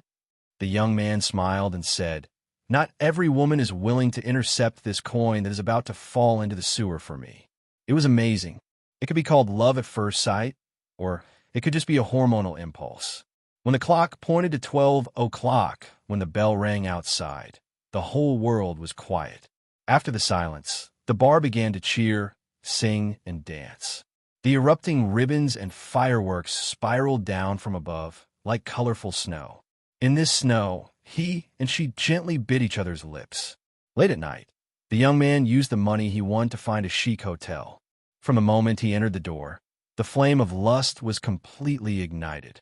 From the aisle to the sofa, from the sofa to the fireplace, the man and woman crazily kissed each other, knocking the table lamp next to the coffee table to the ground, and at the same time, the clothes rack at the side. He and she fell in a soft chiffon bed. Why is your body so cold? Then you can make it hot. I will. The young man kissed the woman's neck hard. The friction between their skin seemed to gradually make her hot. They still didn't tell each other's names and surnames. Did I wake you up? The young man's hand was on the bedside table. He was playing with the 1 mark coin, making it spin. Then he watched it pause and continue to spin. The woman pulled the pillow higher to make herself more comfortable. I'm just more energetic at night. The young man smiled and kissed her. After a little intimacy, the two of them hugged, and the woman rested her head on his chest. Her fingers slowly drew on the young man's chest, but she used her nails. She said, I like the sound of your heartbeat. It's strong, powerful, and active. The taste of blood, what does it taste like? The young man suddenly asked curiously. She raised her head, looked at him, and also gave him a curious look. The young man said, I'm just curious, like you said, the taste of blood. The woman suddenly kissed the young man's collarbone. Like a dragonfly skimming the surface of the water, she slowly moved to the young man's neck. She said sweet, fresh, or thick like milk and honey. Sometimes delicate, sometimes spicy like liquor, but not bitter. At the same time, it will make your throat feel slightly hot, warm. Her lips gently sucked on his neck, and the young man quietly listened to the woman's description of the taste of blood. She seemed to want to use all the beautiful words in the world, but he just kept feeling the softness of the lips. He suddenly spoke, interrupting the woman's description, and said with a smile, if one day I can recover my sense of taste, even if it takes the rest of my life, I want to brew such a bottle of wine. It's sweet, fresh, or thick like milk and honey. He almost repeated the woman's description of the taste of blood. What he didn't know was that the woman quietly retracted her fangs at this moment, and then looked into his eyes affectionately. So the young man gently stroked the woman's cheek. Then, I'll give it to you, a wine like blood. She looked at him in a daze, and then asked, what's your name? Tushini. This is my name before I was adopted. Kiss me. She opened her arms to him. Her palm covered the 1 mark coin, and then she grabbed it. Karen Isher felt that she had recovered a little strength, and then she stood up with the help of the wall. Many times, she felt that immortality was not necessarily a good thing. The short-lived species envied the longevity of the long-lived species, while the long-lived species longed for the brilliance of the short-lived species, and they were excited every moment. Due to the difference in race, the way they looked at things was also different. They are all creatures that don't know how to be content. She laughed at herself, and then she began to move forward with the help of the wall. She needed to go back and take back the Daylily series. But she didn't know if there was a way to take back the real Limbo from Takizawa in her current state. In fact, if Viscount Fernandez could kill her, she would feel better. But he let her go and didn't kill her. Since she couldn't die, she should at least take them back. Suddenly, a gust of air rushed in front of the passage, and her hair was blown up slightly. After that, another gust of air rushed in, and her hair was blown up again. It was as if something huge was breathing. Karen Isher frowned subconsciously. At this time, accompanied by the third gust of air, there was a long, inhuman roar. It sounded like a sorrowful cry, with pain and hatred. Karen Isher felt her scalp tingle. The sound came from the direction of the underground laboratory. She had to speed up her pace. Along the way, she heard the continuous roar and felt that the situation was serious. Vaguely, she felt that something bad had quietly appeared without her noticing. Her thoughts were not wrong. This was Karen Isher's first reaction when she came to the door of the laboratory and saw the thing in front of her. Even if she used all the ugly adjectives, it seemed that she couldn't completely describe the thing in the laboratory at this moment. Perhaps she could only use the word ugly monster to describe it. Karen Isher had never seen such a creature before. It was like a combination of cells, huge, like a magnified cancer cell tumor. But it was not just a creature because there were various instruments in its body that should have belonged to the laboratory. Whether it was organic or inorganic, this ugly monster had swallowed them all and then merged them into its own body. What extended from the ugly monster was a limb that was constantly contracting and expanding like a huge tree root. Karen Isher even saw many different characteristics in this ugly monster. These characteristics should only exist in those special races. This monster even swallowed the specimens that were originally placed in the huge containers in the laboratory. Karen Isher almost instantly thought of this and determined that this monster had the ability to swallow species and then manifest the characteristics of these special races. Jinwoo Seiho. She suddenly found Jinwoo Seiho's face in that ugly body. This was the only thing that could be recognized from this monster. "What did you do?" Karen Isher looked at the monster in front of her in horror. She could vaguely feel that this monster had a trace of Takizawa's aura. It had swallowed Takizawa as well. On the monster's body, Jinwoo Seiho's eyes were always open. He didn't blink, open his mouth, and never closed it. It was like a person who was frightened to death, and his desperate face was permanently preserved. Its body was still gradually expanding, almost reaching the ceiling of the laboratory. Those huge limbs that extended from its body suddenly exerted force and supported its huge body. It seemed to have discovered the existence of Karen Isher. Its next target to devour was probably Karen Isher, who was still alive at the scene. Suddenly, a huge crack appeared on the monster's body. It was an inverted mouth full of sharp and dense fangs. And from this terrifying bloody mouth, a thick and long tongue instantly shot out. Karen Isher could even see a terrifying mouth part at the tip of the tongue. This was Takizawa's ability. Karen Isher took a deep breath. Facing the sudden attack, she subconsciously turned her palm into a knife and slashed out. The edge of her palm was not sharp, but it easily cut off the terrifying long tongue. The cut-off tongue was struggling on the ground at this time, but the cut on the monster's tongue was quickly healing and growing, and in the blink of an eye, it had returned to its original state. Bang! Karen had no time to dodge. Her injury had not recovered. At this moment, the tongue was like a huge steel whip, fiercely whipping her body. Karen flew backward, hit the wall, and spat out a mouthful of blood. This monster's strength was much more terrifying than the berserk werewolf. "Save me! Save me!" It was hoarse and painful. That was Jinwoo Seiho's face on the monster's body. His mouth was slightly moving at this moment. "Save me!" Karen looked at Jinwoo Seiho's painful face and got up. "I can't save you. I can't even save myself. Cough, cough." She suddenly reached out and tore off the vest on her body. Wearing only a thin shirt, a long sword with a blood-colored pattern slowly extended from her palm. "You can kill me, but you want to eat me? Dream on." Chapter 896. Being in love was a very happy thing.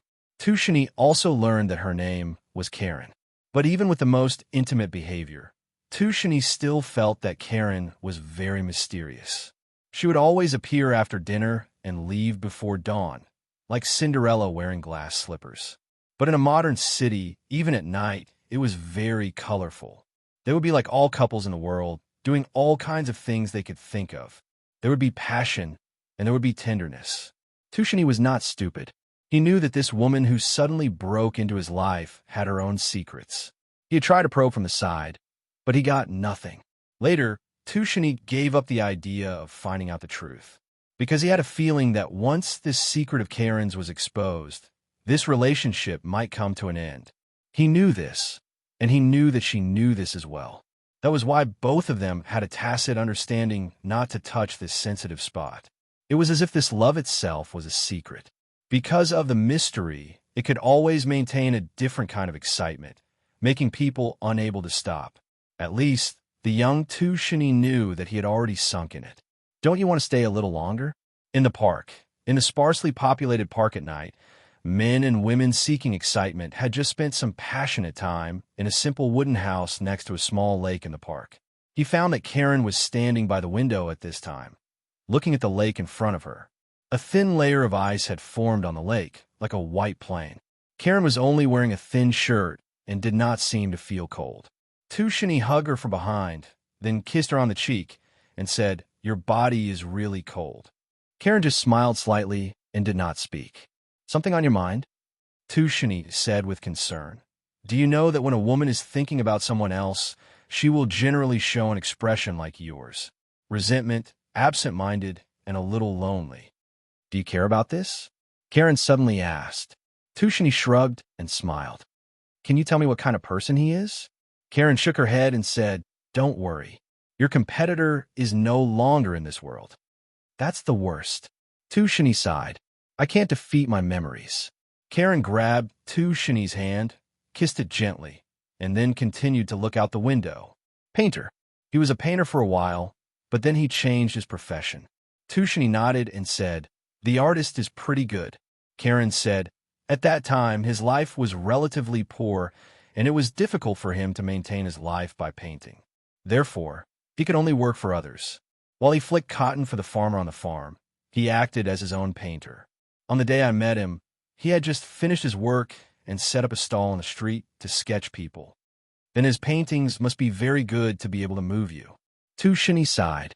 "No, his skills are actually not good. Even if he works very hard, his painting is not good. So in the end, he changed his profession because he didn't have the talent."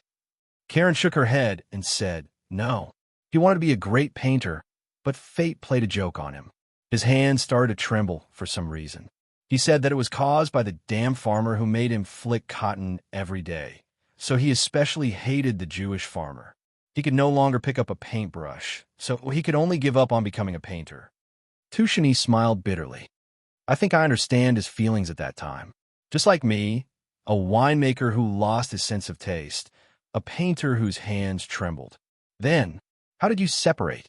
Karen said, "Then he joined the army, and Actually, I couldn't stay in one place for too long, so I left." "But you have been paying attention to his news, right?" Tushini said. "Why do you say that?" Karen raised her head.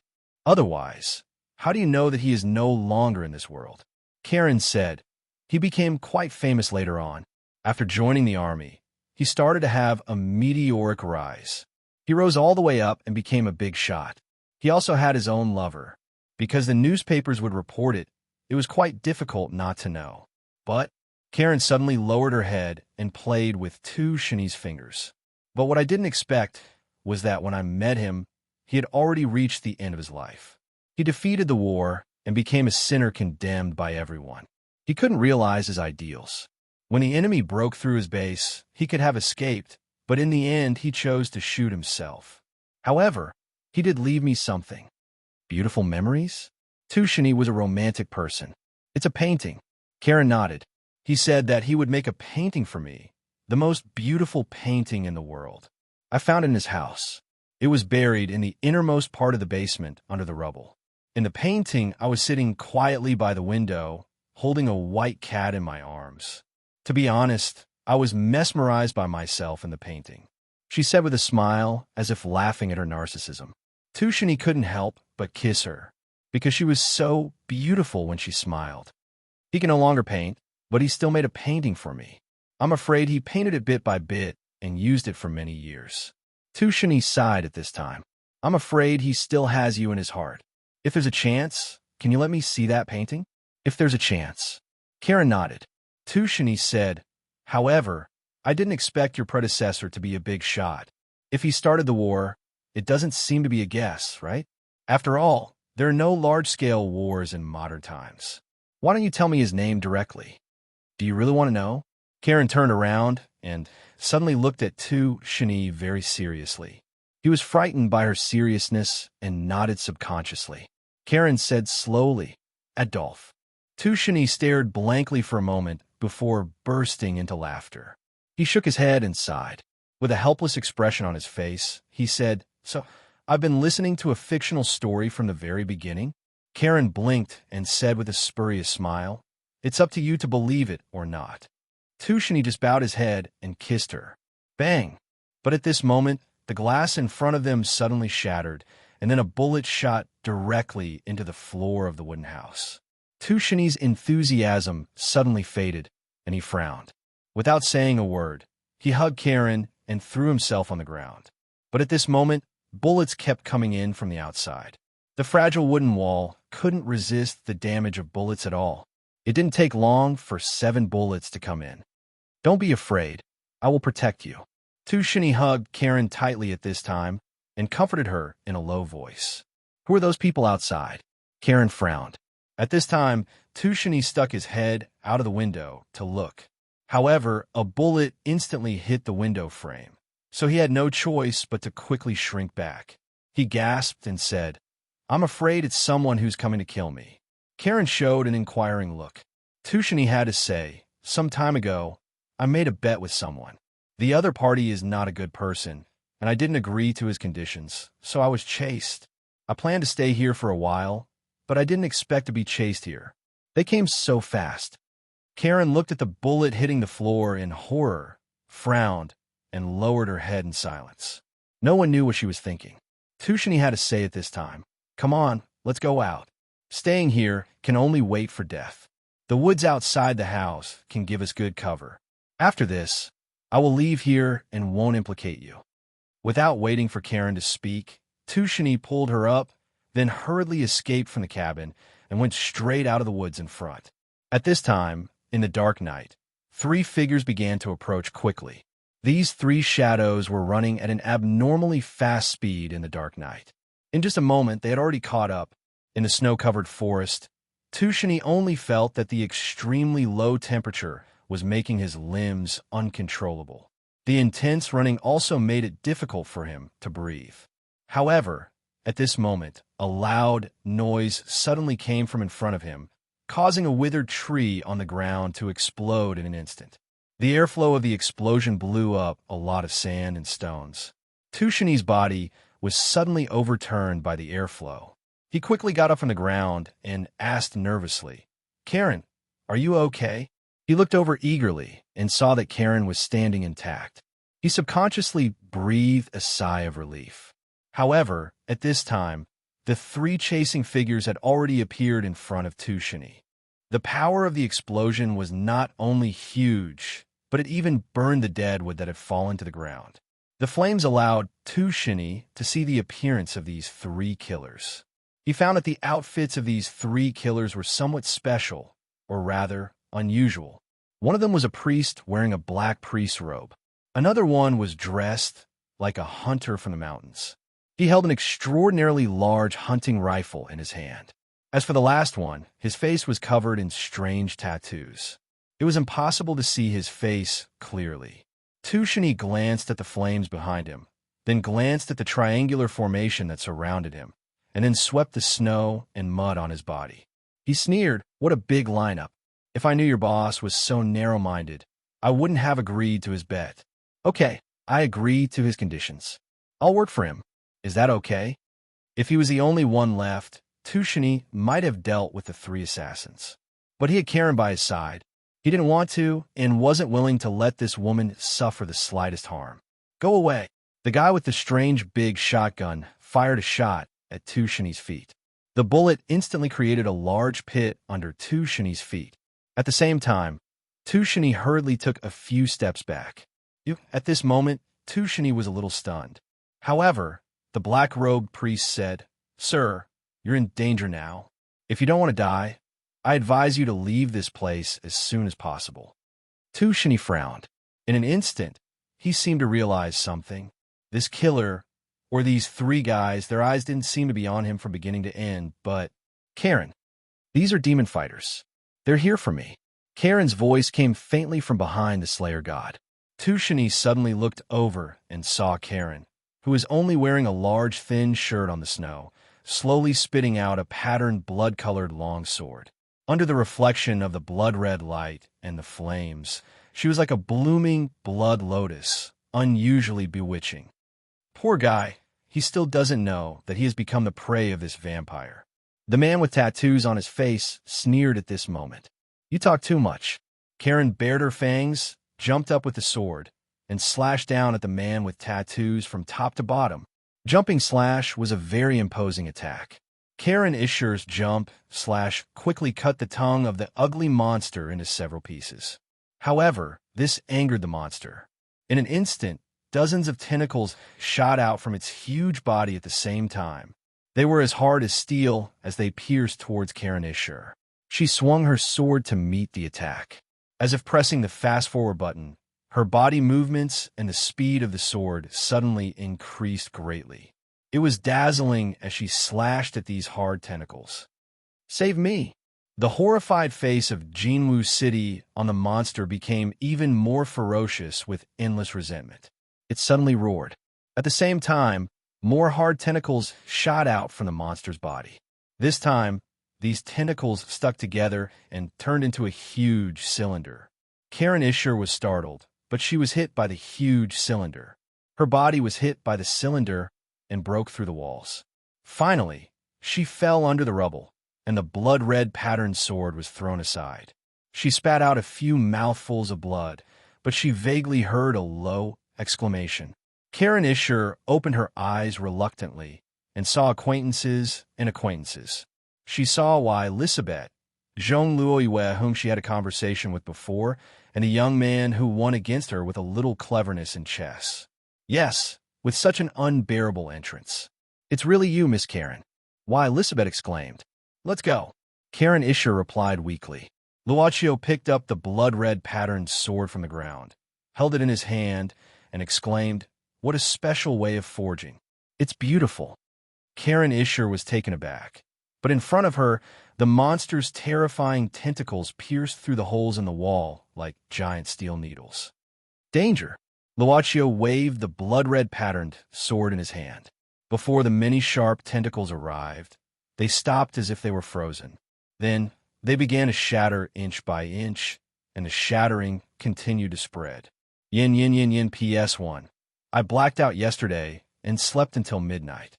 I planned to get up to write, but I went to the toilet to vomit a few times and then fell down again. I was forced to drink by a few strange uncles. PS2. This chapter is from yesterday, and there is another chapter from today.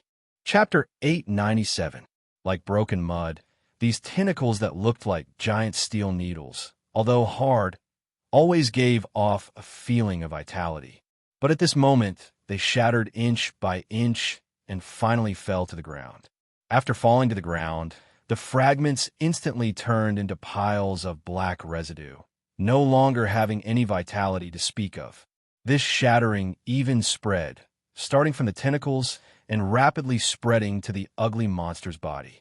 As if it had sensed the deadly danger, the ugly monster instantly broke off the tentacles around its body. Seeing this scene, Karen Isher pushed away some of the rubble and struggled to walk out. What are you? She was so seriously injured that she did not even have the strength to stand. Before she could finish speaking, she fell to the ground, seeing that she was about to fall to the ground, while Lisabeth quickly supported her. However, she had already lowered her head, and while Lisabeth shouted a few times, but there was no response. Miss Karen has fainted. Luochio nodded and then said, Take care of her first. I'll go in and take a look. Why, Lisabeth nodded. At this moment, Zhong Luoyue felt that she should do something, so she quickly went to the side and helped while Lisabeth support Karen Isher. Miss Zhong seemed to be very unwilling to put herself in a state of being useless. She did not want to become a useless person. This was completely different from a certain boss who was on vacation. Luochio glanced at Zhong Luoyue, nodded, and walked in through the holes in the wall that had been broken through. "Be careful," why Lisabeth hurriedly warned. Luaccio just waved his hand, indicating that they could rest assured. "He will be all right?" Jean-Louis looked at why Lisabeth worriedly. The monster in front looks much more terrifying. Her life form was undergoing an unprecedented metamorphosis. However, for the third miss of the Jean family, her perspective as a human being had not completely changed in just 1 or 2 hours. Or rather, she had not started to change at all. The Jean family's third lady, who had no concept of transcendent powers, could not help but judge the strength of transcendent creatures based on their form, appearance, and other factors. Elizabeth shook her head. "That's because you don't know the power of the fourth-generation vampires. Even the powerful Viscount Fernandez was beaten back to his original form by Brother Luaccio with just a few words. This monster is no match for Brother Luaccio." The little girl had a look of confidence and worship on her face. Jean-Louis nodded and was somewhat relieved. However, when did this guy start calling her brother? He didn't seem to have gotten that stoic's permission, right? Jean-Louis subconsciously took out her phone and glanced at it. She found that it was already 7:00 in the evening. The wine tasting started at 3:00 in the afternoon, but only 4 hours had passed. But to her, these few hours felt as long as several days. Outside, it should already be night, she subconsciously thought. "Save me." The voice came from the face that appeared on the monster's body. When Luaccio walked into the lab and stood in front of the ugly monster, many tentacles had grown out of the monster's body. Luaccio sized it up a few times. Its regenerative ability is pretty good, and it has the ability to devour. He looked at the technological products that had been fused into the monster's body. The monster seemed to be able to balance the existence of organic and inorganic substances at the same time, making it seem like it wasn't a simple creature. Unfortunately, this thing didn't have thoughts and only had simple instincts. Or rather, it was just an unconditional reflex of cells. The evil thoughts that entangled its body came from another place, and the fear and hatred came from the face that appeared on its body. It seems to have the ability to self-multiply. Luaccio took another look. He found that the monster's body was expanding all the time. The reason for the expansion wasn't that it was growing, but that the cells in its body were frantically dividing. This division seemed to have no limit. He didn't know what kind of form it would eventually grow into if he left it alone. A huge, cancer-like monster. Perhaps it would eventually become the world's cancerous cells? "Sorry, I'm not doing business now." Luaccio shook his head and looked at the face on the monster. "And I plan to enjoy all kinds of feelings as much as possible. For example," Luaccio waved the patterned sword in his hand.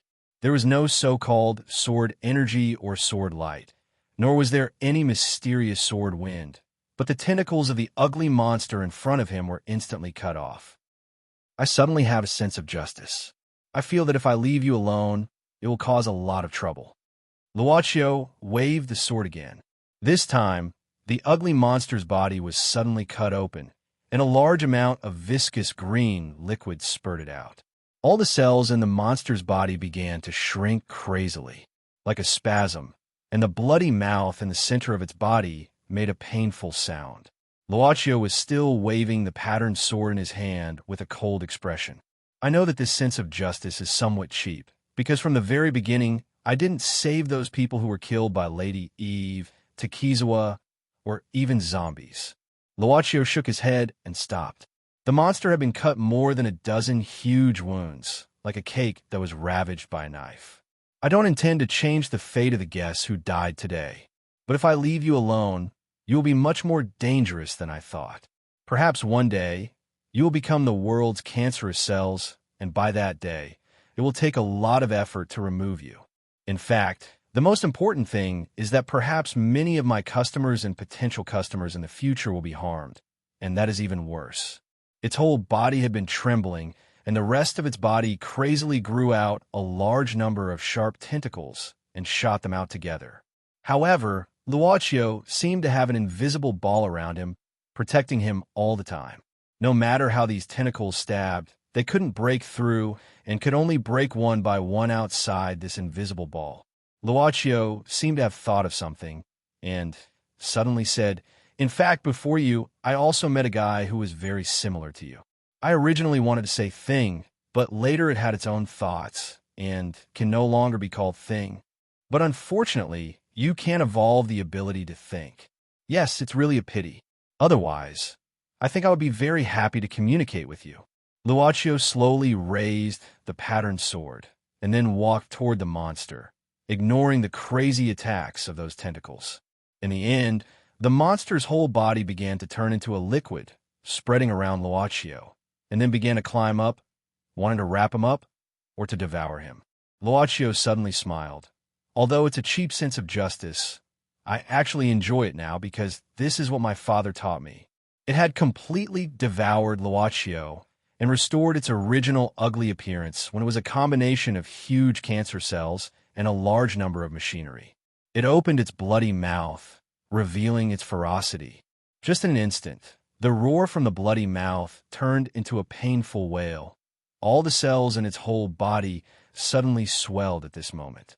It was as if more and more tumors were growing on its body. They were densely packed. Finally, when all the cells had swelled to a limit, they all exploded. Boom! Completely exploded.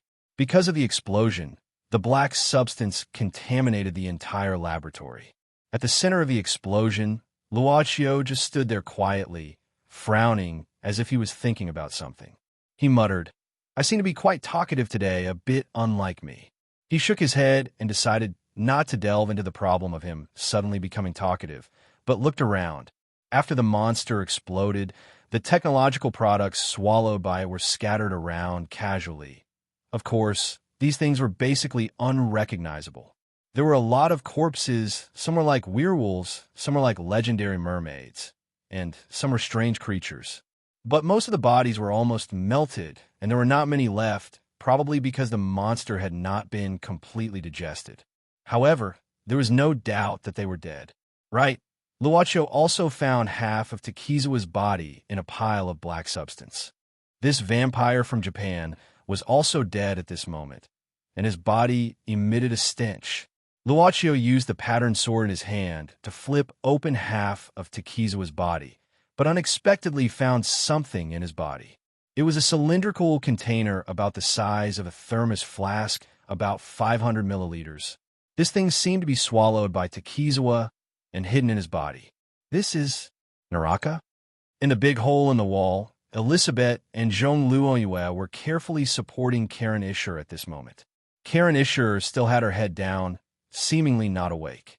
The person who spoke was Elisabeth. She looked at the container that Luaccio turned over and said in surprise, "Strange, why is Naraka here? Didn't Takizawa already hand it over?" "Probably the one he handed over is fake," Luaccio suddenly said, then took out a tissue and covered his hand. Then, he picked up the container and glanced at it. Luaccio intends to cheat at this moment. With this thought, he looked at a certain place in the laboratory. His gaze penetrated through the doors and finally fell into a pure white room. He snapped his fingers. The table in the pure white room suddenly cracked open, and the things stored inside flew out in an instant. They flew all the way out and finally came to Luaccio's side. Elisabeth's eyes widened. "Sanshung, 97, Netherworld, my red spider lily, and this is... Forget River, right?" She looked at the container in Luaccio's hand again. With Naraka, it's complete. Luocio was mostly looking at the Sanshung and the flower of the opposite shore. As for the other items, he swept them aside. Elisabeth said at this time, "Sanshung is a crystal, but as long as it is placed in pure spring water, the spring water will automatically become a substitute for blood that even we can drink. But it is actually a kind of wine. I heard that it is easy to get drunk. A gem that can turn spring water into wine. And such a magical thing." Jean Luoyue sighed at this moment. She had seen more than one or two strange things today. She was just surprised, not shocked. But at this moment, a rumbling sound suddenly came from a pile of black materials and instrument parts about a few meters away. A figure climbed out of it with difficulty. His whole body was rotten as if it was full of poisonous sores. His appearance was terrifying, but she could recognize his appearance. Zhong Luoyue exclaimed, "You are Uncle Kim?" But she didn't go closer. At this moment, Uncle Kim was a dying man. He didn't seem to hear Zhong Luoyue reveal his identity at all. He only crawled toward Luochio on the ground with difficulty and then said something. "Fake. But it's fake. Why is it fake? I spent so much effort. It's actually fake. Why? Why is it all fake? Why?" He roared angrily. "I did so much. I did so much." At this moment, he was not only a dying man, but also a man who had gone mad. For a madman, even a madman on the verge of death, there was a kind of feeling that made people tremble with fear. Zhong Luoyue had this kind of feeling at this moment. She subconsciously said, "What did you do? What did I do? What did I do?" At this moment, Uncle Kim opened his mouth and widened his eyes, muttering to himself, "What did I do? What did I do? I did. That's right. I worked like a horse for Tu Shini for more than 10 years, like a dog. But he didn't want to bite me. He didn't want to give me eternal life. He was afraid that I would beat him. He was afraid of losing. He was afraid of losing. He was afraid that I would surpass him. So he didn't bite me. He didn't bite me. He didn't want to bite me. Ha ha. He didn't want to bite me." Zhong Luoyue and Elizabeth subconsciously looked at each other. They knew that Uncle Kim had really gone mad at this moment. Luochio, on the other hand, was sizing up Uncle Kim's appearance with interest. "He didn't want to bite me." Uncle Kim suddenly burst into tears. "It's all because of him. He didn't want to bite me. If you don't want to bite me, then don't bite me. I can't force you, right? Right. But you can't blame me for killing you, right? We're even, right? Ha ha ha ha ha. They were even. Even. Hee ha. Hee hee. You killed Tu Shini. How is that possible?" Elizabeth covered her mouth in disbelief. Chapter 898. Bang, bang, bang. Amidst the flames, Tu Shini saw an unforgettable scene. It was a battle that could only be seen in science fiction movies. A battle that exceeded the limits of the human body. In the snowy forest, Karen. Is this the Karen I know? The Karen I hugged and kissed? Tu Shini didn't know. She was like a war machine running at an unimaginable speed. She lowered her body and ran with a long sword like a cheetah on the snowfield. At the same time, he also saw with his own eyes that the man with tattoos on his face instantly grew dense hair, sharp canine teeth, and sharp claws, turning into the appearance of a werewolf in horror novels. She was fighting with them. Yes, she was exceeding the limit of what Tu Shini could understand.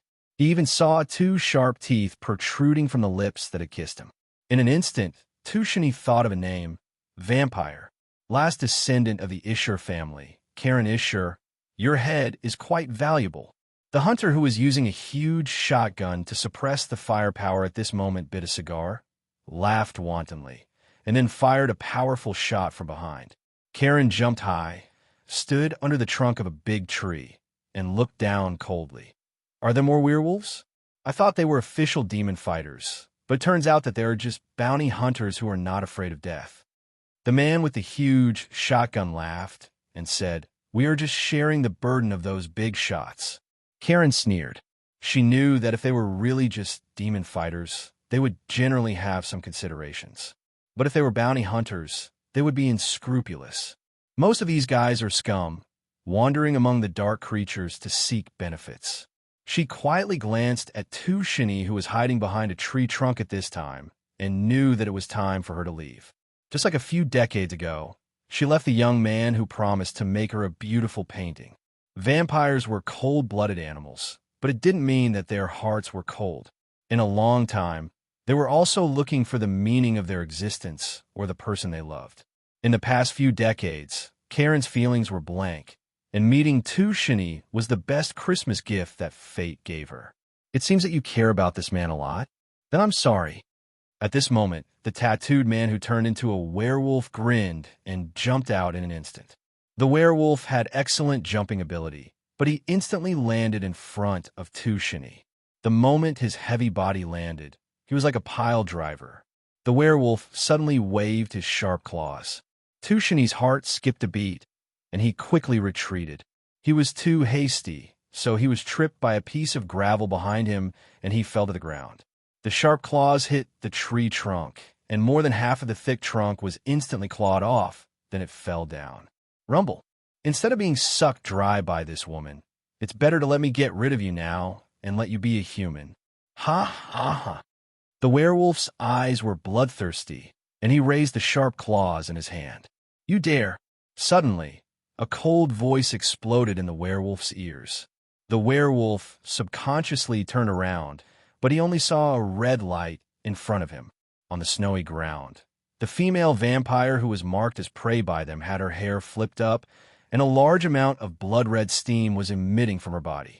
Even her eyes were a demonic red. The werewolf only saw the red light flash from top to bottom in front of him, and at this moment, he felt his vision begin to split. Yes, it was as if the world was suddenly split into two halves. Poochie, from top to bottom, the werewolf's body was neatly cut into two pieces, and they fell to the sides. After falling, there was no obstruction between Tushuni and Karen. He saw the ferocious and coquettish Karen in the blood-red steam, and she also saw him on the ground with a pale face. Karen didn't say a word. She just turned around, jumped, and caught up with the black-robed priest. The priest held the cross on his body in a panic, and in the darkness, a golden ball of light appeared beside him. This might be his life-saving means, because the moment the ball of light appeared, the black-robed priest's expression relaxed. But what he didn't expect was that Karen could easily cut open this golden light shield. Don't come over. The black-robed priest instantly turned around and tried to escape. However, Karen reached out and grabbed the air and directly pulled the black-robed priest to her side. She instantly raised her head, opened her mouth, and let out a terrifying roar and bit down. The black-robed priest let out a painful scream. People often said that vampires were graceful in sucking blood, but at this time he only felt that the blood in his body was rapidly drained, accompanied by a tingling sensation in his nerves, as if he had fallen into a forest of steel needles. In almost an instant, his spirit collapsed. You monster! The only remaining bounty hunter of the bounty hunter group held his huge shotgun in both hands, roared, and fired wildly while walking quickly toward Karen. After the special bullets were shot, they would explode in front of Karen. Finally, the smoke and dust turned into a huge black curtain covering everything. The hunter's gun had run out of bullets. He stopped, reloaded, and stared nervously at the thick smoke in front of him. But at this moment, a blood-red light shot out. It was a blood-red patterned longsword. The longsword pierced directly into the hunter's chest. The moment it penetrated his chest, it even sent his body flying backward and finally nailed the hunter's body under the trunk of a big tree. The hunter sat on the ground, unable to move his body anymore. He looked unwillingly at Karen, who was gradually dispersing the blood-red steam in the thick smoke. His eyes were full of resentment. In the end, he spat out a mouthful of blood and lowered his head at once. Karen raised her head. At this time, some snow suddenly began to fall. The snow melted instantly around her, but at the same time, it also cooled her body. When the blood-red steam finally dissipated, Karen slowly opened her eyes. She quickly turned her head to look. Tushuni did not leave. At this moment, he approached cautiously. Karen subconsciously walked toward him. However, Tushuni suddenly stopped in his tracks. Karen was startled, and she also stopped. She saw the hesitation and fear in this man's eyes. Such a gaze would also make her feel fear when she saw it. The two looked at each other for a moment, and Karen finally sighed and said, "You can go. I won't appear in front of you again." Tushuni was silent. After a long time, he said, Are you really a vampire? Haven't you already seen it?" Karen said indifferently. With that said, she turned and walked to the hunter's side, pulled out the sword that nailed him, then looked back at Tushuni and walked toward the forest. "Wait a minute." Karen turned her head back. Tushuni suddenly said, "I finally know why you have to leave every time before dawn. But it's not dawn yet. Are you leaving already? It's too early. You're not afraid? I'm afraid you won't be here. It's the modern era now. Don't underestimate the ability of modern people to accept things beyond common sense. This was the superficial reason Shani gave on the way back. It was just that after the change of identity, there was an invisible barrier in front of the two. This was the apartment that Karen rented in Palin. It was a very exquisite house. In the living room, Shani sat opposite Karen. It seemed that this was a safe distance psychologically. Let me think. Shani rubbed his eyebrows at this time. You are a vampire, and the people who chased you in the snow forest just now are bounty hunters. You have money on your head, so they want your head. Who was the one who wanted you? The Demon Fighter Association. Yes, the Demon Fighter Association. Shani bit the knuckles of his fingers and thought for a while. That is to say, you have many enemies. The Demon Fighter Association, and those people just now, are they bounty hunters or another group? In theory, yes. Karen nodded. Shani glanced at her quickly, then lowered his head and looked at the floor again, pretending to continue to think. Then are you going to suck me? Karen said indifferently, I have such a plan, but it was ruined by those guys. I'm not in the mood now, but it's not certain. Well, I'm hungry. I won't care about my mood. So I advise you to go as far as possible before I'm hungry. Shani suddenly asked, Is it true that vampires can't eat anything else other than drinking blood? Karen said coldly, Have you heard of a vampire who doesn't suck blood? She suddenly opened her mouth, revealing two blood-sucking fangs in front of Shani. Her eyes turned blood red, and she let out a low roar. Wait, you're not hungry now, are you? Shani quickly stood up and waved his hand in horror. Calm down, calm down. Karen sighed and withdrew the characteristics of those vampires. Do you find it interesting to do this? Shani was silent. You're obviously scared to death. Karen shook her head. You forced yourself to accept this matter. In my opinion, it's not something that makes me happy. Instead, it will only make me more uncomfortable. Go, we're done here. It's dangerous for you to stay by my side. You've seen those bounty hunters. Since the first group found me, there will naturally be a second and third group. As long as I'm alive, there will be no shortage of people hunting me down. You can't deal with those guys at all. You're right. Shani nodded. As if trying to convince himself, he muttered to himself, Nothing is more important than one's own life. If I stay, I will only be a burden to you. I should go. Then I'll go. Shani turned and left. Seeing Shani put his hand on the door lock and was about to twist it open, Karen moved her lips, but in the end, she did not say anything to persuade him to stay. She lowered her head. Goodbye. The sound of the door opening and closing. Karen suddenly raised her head, but the door was already closed. She stared blankly, raised her hand subconsciously, shook it, and whispered, Goodbye. She sighed, smiled slightly, then took out the 1 mark coin from her arms, put on the table, turned it, and looked at it silently. Suddenly, she heard the sound of the door lock twisting. Shani hurried in. Under Karen's surprise, he lowered his head and walked toward the sofa. I forgot my coat. His coat was indeed on the sofa. Karen glanced at it and nodded. She did not finish her sentence. Shani put on his coat, walked to the door again, and prepared to leave. Maybe he should really leave, but he stopped. Must it be fresh human blood? What? I said. Shani carried her on his back, lowered his head, and quickly said, Must it be? Can it only be? Must it be fresh human blood? Or must it be human blood? Can the blood of animals be used? The blood from the hospital's blood bank, can it be used? Karen moved her lips. Shani slowly turned around and said with burning eyes, Actually, what I want to say is, can you give me some time to adapt? Do you know? Karen looked at Shani and said slowly, For us, there will be a time when we are extremely eager to drink the blood of our loved ones, lovers, parents, children, siblings. It is an almost crazy desire that is difficult to suppress and irresistible. It is like a curse. We can avoid falling into this pain, but we can't stop it from happening at the same time. She clutched her chest and said in a low voice, This place is like a bottomless abyss. It needs something to fill it. It needs something urgently. Even if you go against its will, it will still make you suddenly fall in love with someone. It will make you sink into an ocean of pain. Then, let me become like you. Tushini suddenly rushed forward, hugged Karen tightly, and said in her ear, "My adoptive parents have passed away. I grew up in an orphanage. I have no parents, let alone relatives. The only person I love is you. You're a vampire, right? It is impossible for me to suck your blood. Your idea is too naive." Karen shook her head and gently pushed Tushini away. Then she hugged her body with both hands and turned around. "You should go while I can still endure it." Tushini gently hugged her again and whispered in Karen's ear, "Do you know that I'm also a vampire? Don't joke." Karen shook her head. "I'm not joking."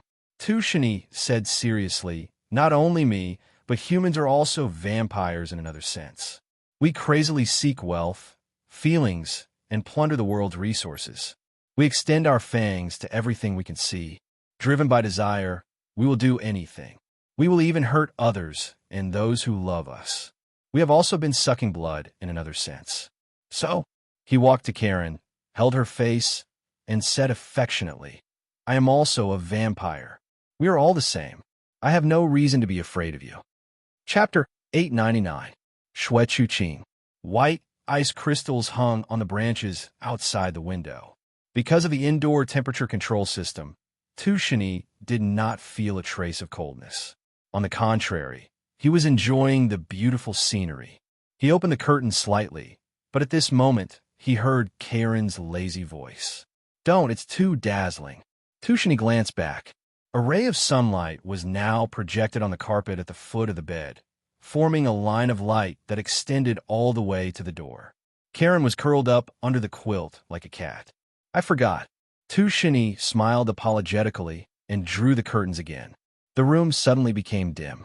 He turned on the desk lamp, got under the quilt, hugged Karen's cold body, kissed her forehead, and said, "Can you really only sleep during the day?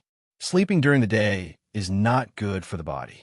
Karen yawned and hooked her arms around Tushini's neck to make herself more comfortable. Tushini shook his head and suddenly laughed. "I thought you would sleep in coffins during the day." "Well, I mean, that's what the books say. Some guys really have this hobby." Karen was unwilling to open her eyes, as if she was talking in her sleep. "Actually, it's not that we can't walk during the day. If it's cloudy, I can move around outside for a few hours. If it's sunny, the time will be even shorter. If I stay too long during the day, my skin will be burned. If I stay for a longer time, I'll even burn myself. That's really terrifying." Tushini shook his head and glanced at Karen in his arms. He found that her breathing had completely calmed down at this time. It seemed that she had really fallen asleep. Tushini smiled and got out of bed quietly. "Until I can't bear it anymore, I'll leave. Or until I can't bear it anymore, I'll turn him into a real vampire." This was the promise they made in each other's ears before dawn when they were entangled with each other. Tushini began to look at Karen's apartment. After all, this was a place where he might live for a while. All in all, this was a place with a very good living environment. But he found a hanging oil painting in the study. The woman in the painting sat quietly by the window, holding a white cat in her arms. She seemed to have experienced 1,000 years of loneliness. As he looked at it, Tushini seemed to see Karen sitting alone at the bar counter on Christmas Eve with her chin resting on her hand. Not long after, Tushini let out a sigh of relief and slowly walked out of the study. The apartment Karen rented was very well equipped, but the various tools in the kitchen had never been used after a night of tiredness. Tushini's stomach was rumbling with hunger. He wanted to find something to eat, but he couldn't find anything. Instead, he found a few containers in the refrigerator. Tushini curiously opened it. He didn't have a sense of taste, but his sense of smell was still there. It was blood. Tushini was startled and felt a little dizzy for a moment. It was not because of the blood sickness, but because he suddenly saw the blood in the refrigerator in this way. It was quite a shock. Tushini stared at the blood in the container bottle for a while. Suddenly, he took a small cup, poured out a little, and then took a deep breath. His palm flicked in front of the cup, and he suddenly grabbed the cup. Tushini raised his head and poured the blood directly into his mouth. With his eyes closed, he didn't feel the touch of the blood in his mouth. He just swallowed it into his stomach. Without a sense of taste, it was like drinking yogurt. As long as he overcame the psychological barrier, it seemed that he could swallow it. Tushini touched the blood on his lips, but his stomach growled at this time. He couldn't help but laugh at himself. He was not a vampire yet, but he suddenly had an idea, so he began to fiddle with the kitchen. After a while, Tushini, who was really hungry, put on his coat and went out. In the evening, when the sun went down, leaving only a brief pause in the sunset, Karen slowly opened her eyes. She stretched on the bed and suddenly realized that Tushini was not by her side. Karen walked out of bed doubtfully and walked out barefoot. In fact, she could easily feel whether there was anyone in the room, but she was more willing to use her eyes to prove it at this time. Prove that there was no one. She also had times when she was worried, but she didn't easily show it. She just didn't have the courage to say it. She didn't even find a note. Maybe, when the passion cooled down, he felt afraid, so he left. This idea was terrible. Karen even wanted to get it out of her mind, but she told herself that if this was the case, it might not be a bad thing. Karen smiled bitterly. Whether Tushini left quietly or not, as a vampire, she couldn't avoid eating. That kind of physical need was basically impossible to suppress. In the fridge was the pure blood she bought from a dark merchant, produced by the 13 clans. Generally speaking, if it wasn't for the hunting days when she couldn't suppress her instinctive mania, Karen was more willing to drink pure blood. This was the same as how humans were more willing to eat their own food instead of eating those nutritious fast food outside. But she found that there was a portion of pure blood that was missing a lot. Karen frowned, her nose twitched, and quickly opened the cabinet next to her and took out a cup. The cup was clean, but she could smell the residual smell of pure blood on it. This was not the cup she usually used to drink blood. There can't be other vampires here except me. So how did this cup containing pure blood appear? Karen thought of the cause and effect almost instantly. That man, for me, is trying to drink blood. But isn't he drinking a little too much? This guy doesn't know how precious a portion of pure blood is. Karen was a little absent-minded and even forgot that she originally planned to drink blood to replenish. Suddenly, there were footsteps outside the house. Tushini came back, the sound of the door opening. Karen hurriedly packed up the things here and didn't have time to drink blood. Although the two sides had made some things clear, she subconsciously didn't want to drink blood in front of Tushini at this time. "You're awake." Tushini walked in with big and small bags in his hands at this time, looking a little embarrassed. Basically, it was all food. He said, "Well, you eat yours and I'll eat mine, okay?" Karen didn't finish her words and just hugged him gently. Tushini grabbed her hand at this time and suddenly said, "Come, let me show you something." Under Karen's puzzled gaze, Tushini took her hand, then carried a small bag and came to the living room. He let Karen sit on the sofa and then fiddled with the TV. He took out a camera from the small bag. Tushini connected the cable to the TV, then sat beside Karen excitedly and turned it on with the remote control. "What is this?" Karen asked curiously. Tushini said casually, "The daytime world. To be precise, my daytime world." The voice sounded, and the picture was already there. Karen stared blankly at the picture on the TV, which was Tushini's appearance. He took it everywhere he went. He said everything to it as if it were her. "How is it? Is it okay?" Tushini said with a smile at this time, "This camera is newly bought, and the picture quality is really good." "You did this in one day?" Karen suddenly asked. Tushini thought for a while, and suddenly said, "Wait a minute." Karen watched him quickly run to the kitchen. In the open kitchen, she could clearly see what Tushini was doing. At this time, he opened the refrigerator door, squatted down, and took out a box from the bottom of the refrigerator. He returned to Karen with the box and opened the box in front of her. She smelled blood at this time. Pure blood. "These are..." Karen was suddenly a little dumbfounded. This was a mold used to make ice cubes. At this time, it was full of ice cubes condensed from pure blood. Tushini picked up a petal-shaped blood ice cube with tweezers. "Well, the shape is not bad. Come, have a taste." He brought the petal-shaped blood ice cube to Karen's lips, and she subconsciously opened her mouth and swallowed it.